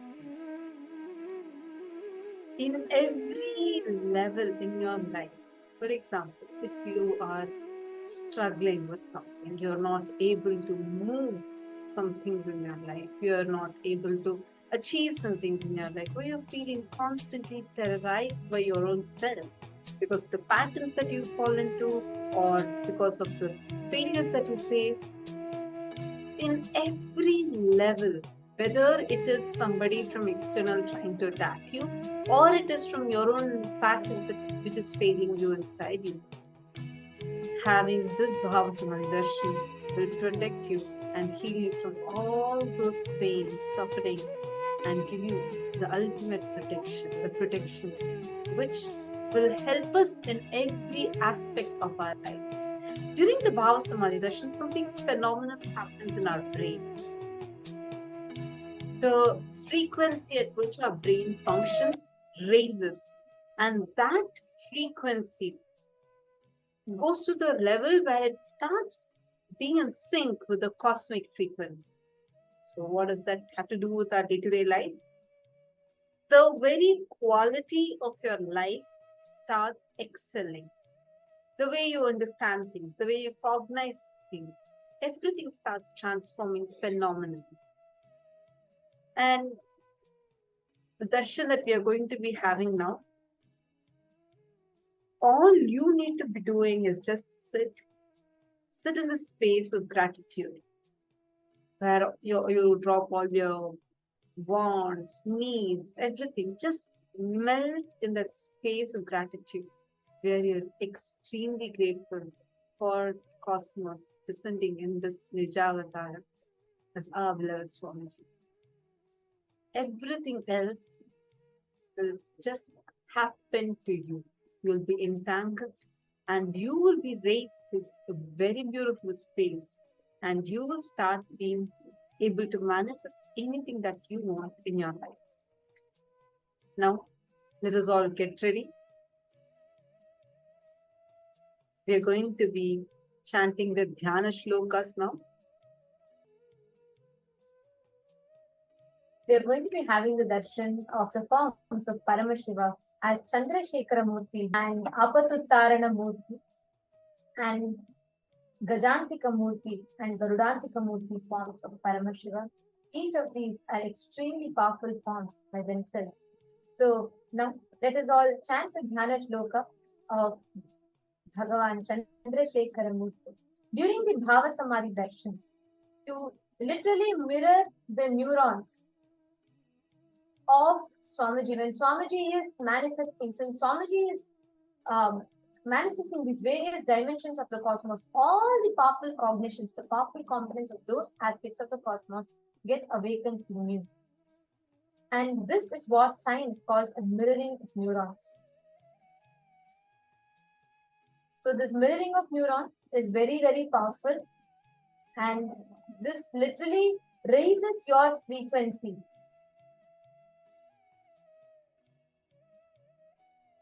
And during the darshan, all your Satya Sankalpa, all your wants and needs, just drop that song and just drop, and you literally become at ease in coexisting with the divine.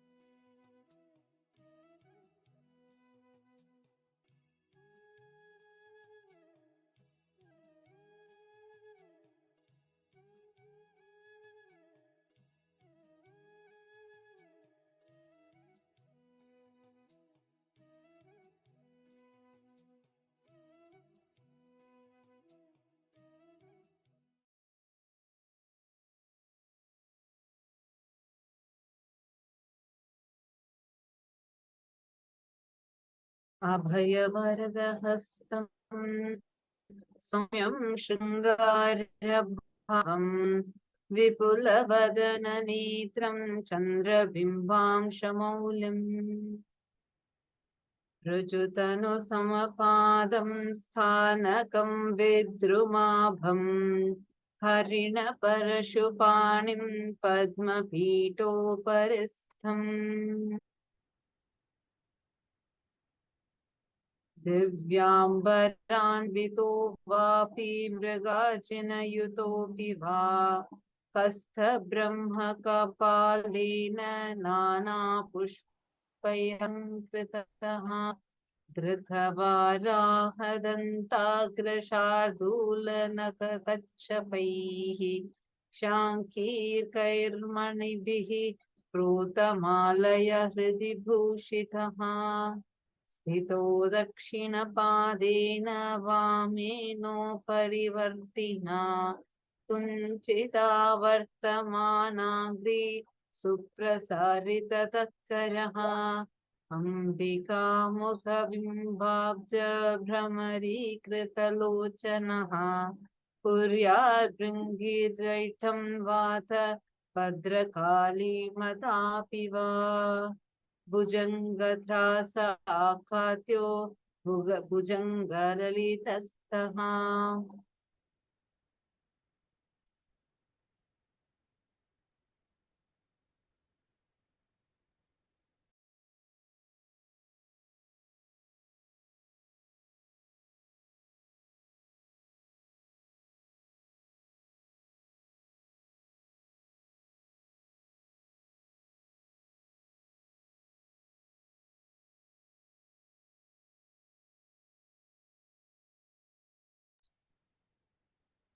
This is a form that may be designed so as to be attired in elegant and bright cloth or in the hide of an antelope.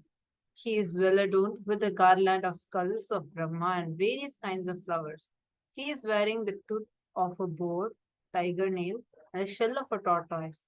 His chest is adorned with a string made of the balls designed with a conch. His right foot is straight and the left foot is raised.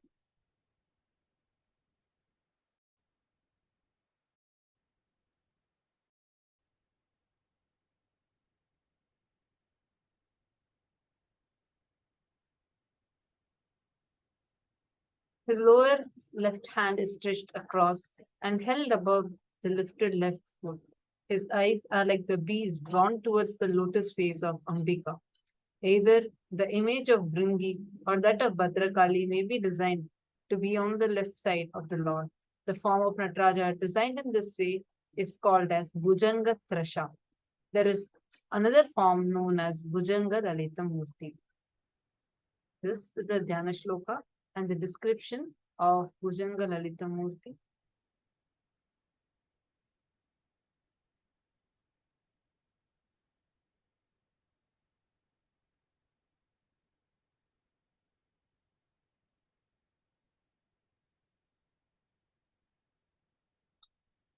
Now, let us all get ready.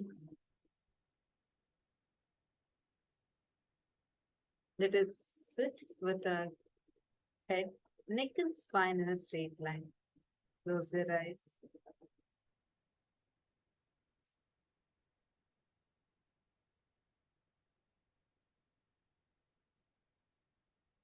Inhale and exhale deeply and slowly. Now start chanting the Mahavakya. Om Nithyananda Paramashivam. Om Nithyananda Paramashivam.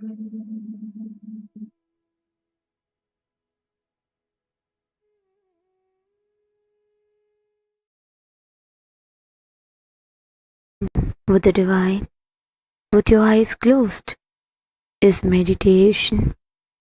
Connecting with the divine, with your eyes open, is darshan.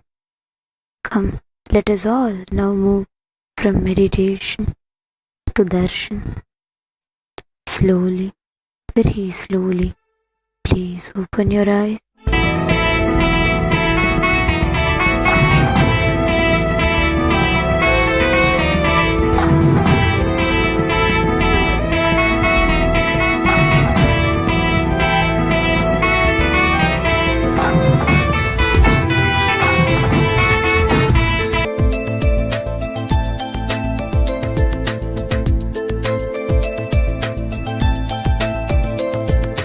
Om Namo Nithyananda,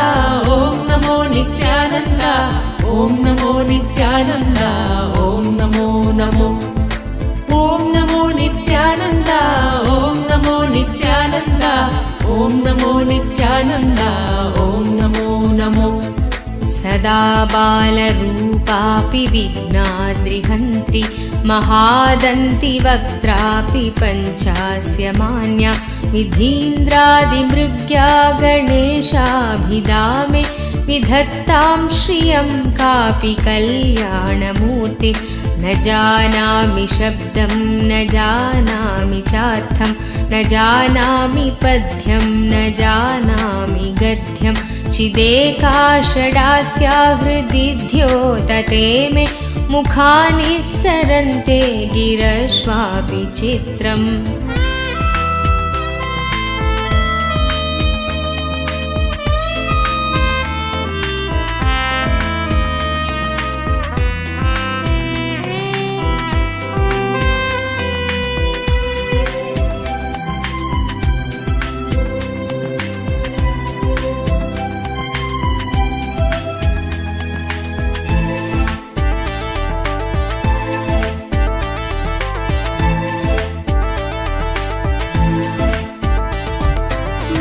मयूराधिरूढं महावाक्यगूढं मनोहारिदेहं महच्चित्तगेहं महीदेवदेवं महावेदभावं महादेवबालं भजे लोकपालं यदा सन्निधानं गता मानवा मे भवाम्भोतिपारं गदास्ते तदैव इति व्यञ्जयन् सिन्धुतीरे नास्ते तमीडे पवित्रं पराशक्तिपुत्रम् Om Namo Nithyananda, Om Namo Nithyananda, Om Namo Nithyananda, Om Namo Namo.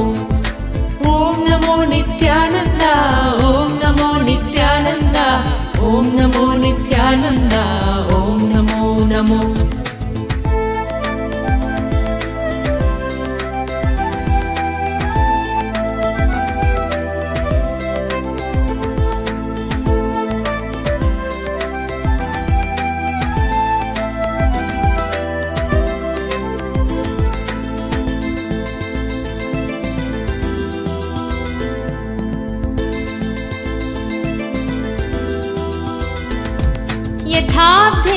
यथाब्धेस्तरङ्गालयं यान्ति तुङ्गा तथैवापदसन्निधौ सेवतामे इतीवोर्मि पङ्क्तिर्नृणां दर्शयन्तं सदा भावये हृत्सरोजे गुहं तं गिरौ मन्निवासे नरायेधिरूढा तदा पर्वते राजते ते धिरूढा इति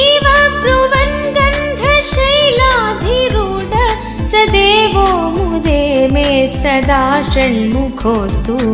ॐ नमो नित्यानन्द, ॐ नमो नित्यानन्द, ॐ नमो नित्यानन्द, ॐ नमो नमो।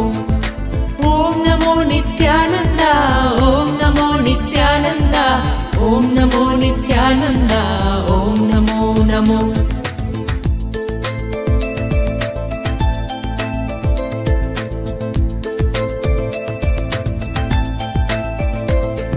महाम्भोधिधीरे महापापचोरे मुनीन्द्रानुकूले सुगन्धाख्यशैले सुहायां वसन्तं स्वभासालसन्तं जनार्तिं हरन्तं श्रयामो गुहं तं लसत्स्वर्णगिकामदोहे सुमस्तोमसञ्छन्नमाणिक्यमञ्जे सुमुद्यत्सहस्रार्कतुल्यप्रकाशं सदा भावये कार्तिकेयं सुरेशम्।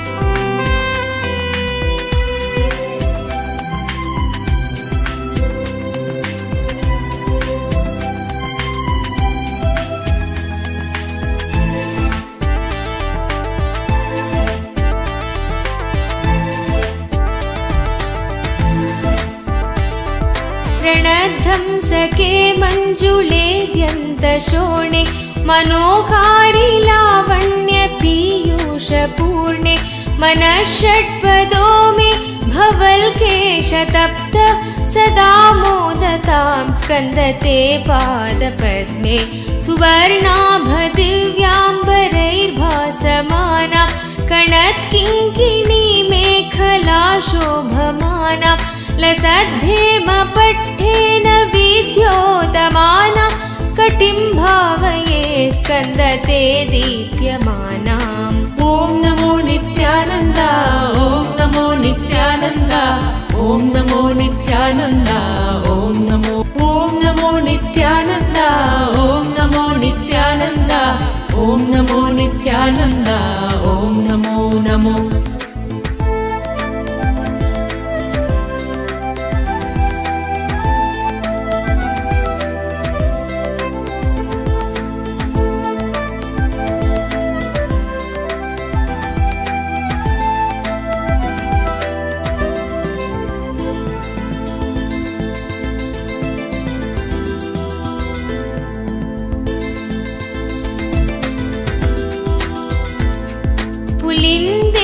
कन्या घनाभोधतुङ्ग स्तनालिङ्गनासक्त काश्मीररागं नमस्याम्यहं तारकारेतवोर स्वभक्तावने सर्वदा सानुरागं विधौ क्लृप्तदण्डान् स्वलीलाधृताण्डान् निरस्ते भशुण्डान् द्विषत्कालदण्डान् हतेन्द्रारिषण्डान् जगत्राणशौण्डान् सदा ते प्रचण्डान् श्रये बाहुदण्डान्।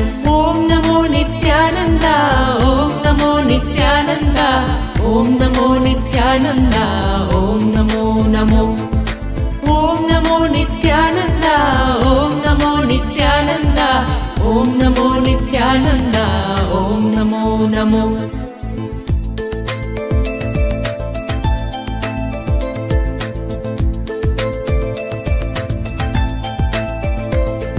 सदा शारदा षण्मृगाङ्काय दिस्यु सुमुध्यन्तैव स्थिता श्वेत्समन्तात् सदा पूर्णबिम्बाकलङ्गैश्च हीना सा त्वन्मुखानां ब्रुवे स्कन्दसाम्यं स्फुरन्मन्दहासैः सहंसानि सञ्चत् कटाक्षावली भृङ्गसङ्घोज्ज्वलानि सुधास्यन्ति बिम्बाधराणि शसूनो तवालोकये षण्मुखाम्भोरुहानि।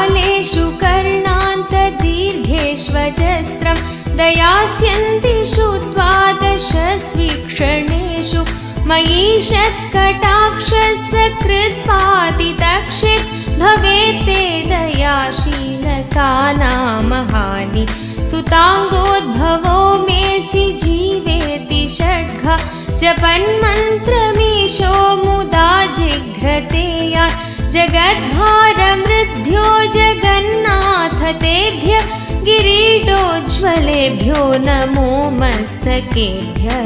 ॐ नमो नित्यानन्द, ॐ नमो नित्यानन्द, ॐ नमो नित्यानन्द, ॐ नमो नमो। ॐ नमो नित्यानन्द, ॐ नमो नित्यानन्द, ॐ नमो नित्यानन्द, ॐ नमो नमो।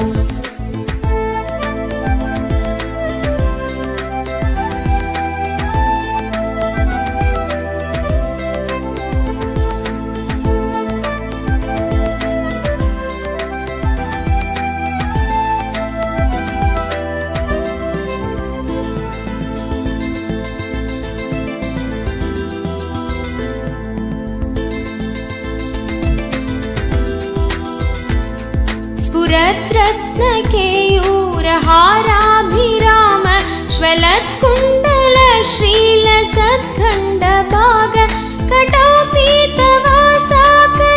चारुशक्ति पुरस्तान्ममास्तां पुरारेस्तनूज इहायाहि वत्सेति हस्तान् प्रसार्या वयत्यादराच्छङ्करे मातुरङ्गात् समुत्पद्यतातं श्रयन्तं कुमारं हराश्लिष्टगात्रं भजे बालमूर्तिम्।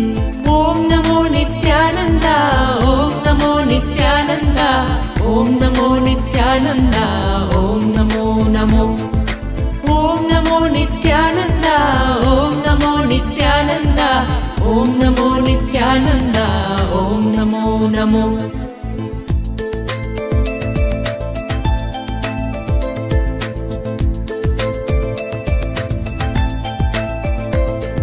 कुमारेश सूनो गुहस्कन्दसेना पते शक्तिकाणे मयूराधिरूढ पुलिन्दात्मजाकान्तभक्तार्तिहारिन् प्रभोतारकारे सदा रक्ष मां त्वं प्रशान्तेन्द्रिये नष्टसङ्गे विचेष्टे कफोद्घारिवक्त्रे भयोत्कम्पिगात्रे प्रयाणोन्मुखे मय्यनाथे तदानीं धृतं मे दयालो भवाग्रे गुहत्वम्।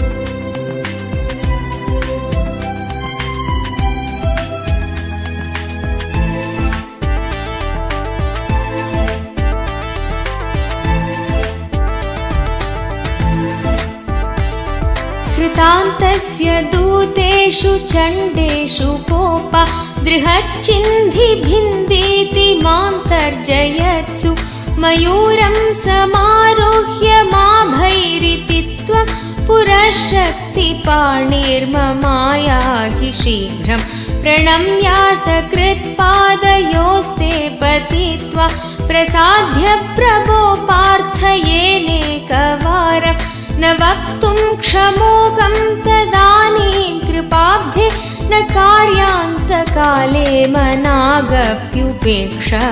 ॐ नमो नित्यानन्द, ॐ नमो नित्यानन्द, ॐ नमो नित्यानन्द, ॐ नमो नमो। ॐ नमो नित्यानन्द, ॐ नमो नित्यानन्द, ॐ नमो नित्यानन्द, ॐ नमो नमो।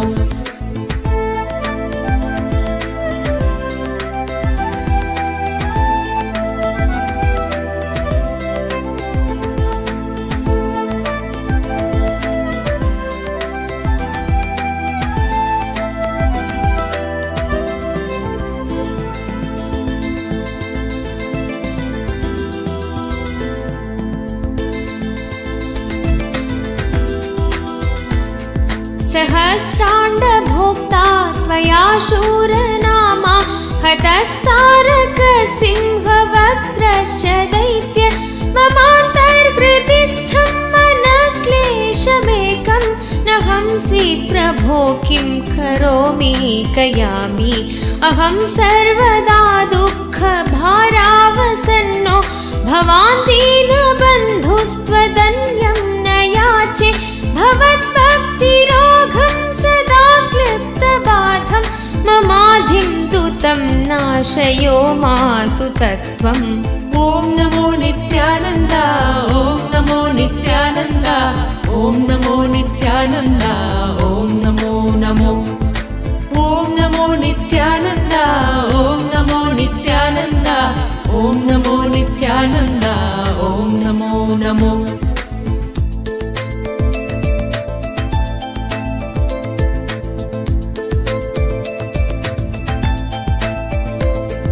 अपस्मारकुष्ठक्षयाशप्रमेह स्वरोन्मादगुल्मादिरोगा महान्त पिशाचाश्च सर्वे भवत्पत्रभूतिं विलोक्य क्षणात्तारकारे द्रवन्ते दृशिस्कन्दमूर्तिश्रुतौ स्कन्दकीर्तिर्मुखे मे पवित्रं सदा तच्चरित्रं करे वपुस्तस्य भृत्यं कुहे सन्तुलीना ममाशेषभावा।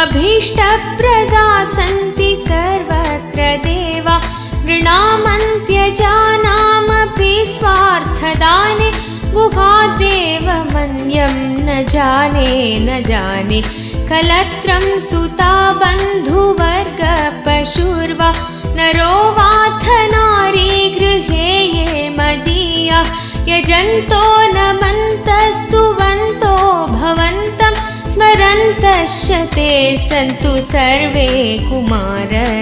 ॐ नमो नित्यानन्द ॐ नमो नित्यानन्द ॐ नमो नित्यानन्द ॐ नमो नमो ॐ नमो नित्यानन्द ॐ नमो नित्यानन्द ॐ नमो नित्यानन्द ॐ Namo Namo.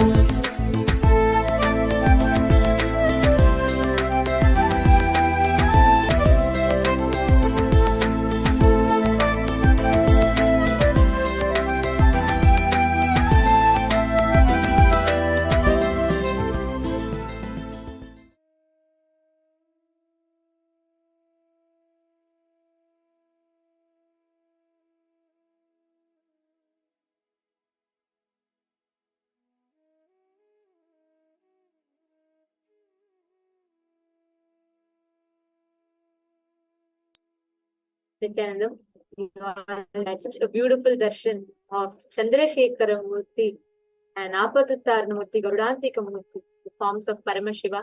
I request all the participants, every one of you that enjoyed this space, that witnessed this beautiful darshan, to please take a few minutes. Let us know, share with all of us, how did you enjoy the darshan? So, each of you, I request let us know. And all the viewers that are watching us on YouTube and Facebook, if you have enjoyed these darshans of Paramashiva, these are all the glimpses. These are all just few glimpses from what all of us were blessed with in Mahaparamashivoham. You all, every one of you have an opportunity to have this darshan live in the presence of Swamiji with the two-way video conferencing, the Nanadiksha. So, all of you that are enjoyed this darshan, we welcome everyone to join. If you would like to receive this darshan as live initiations, do not miss sign up to Mahaparamashivoham in the link that is projected for all of you, sksjp.org/contribute. Please sign up there and you too can become a part of this beautiful happening. Our next Mahaparamashivam is coming up. It's just round the corner. It's starting on the 9th of February.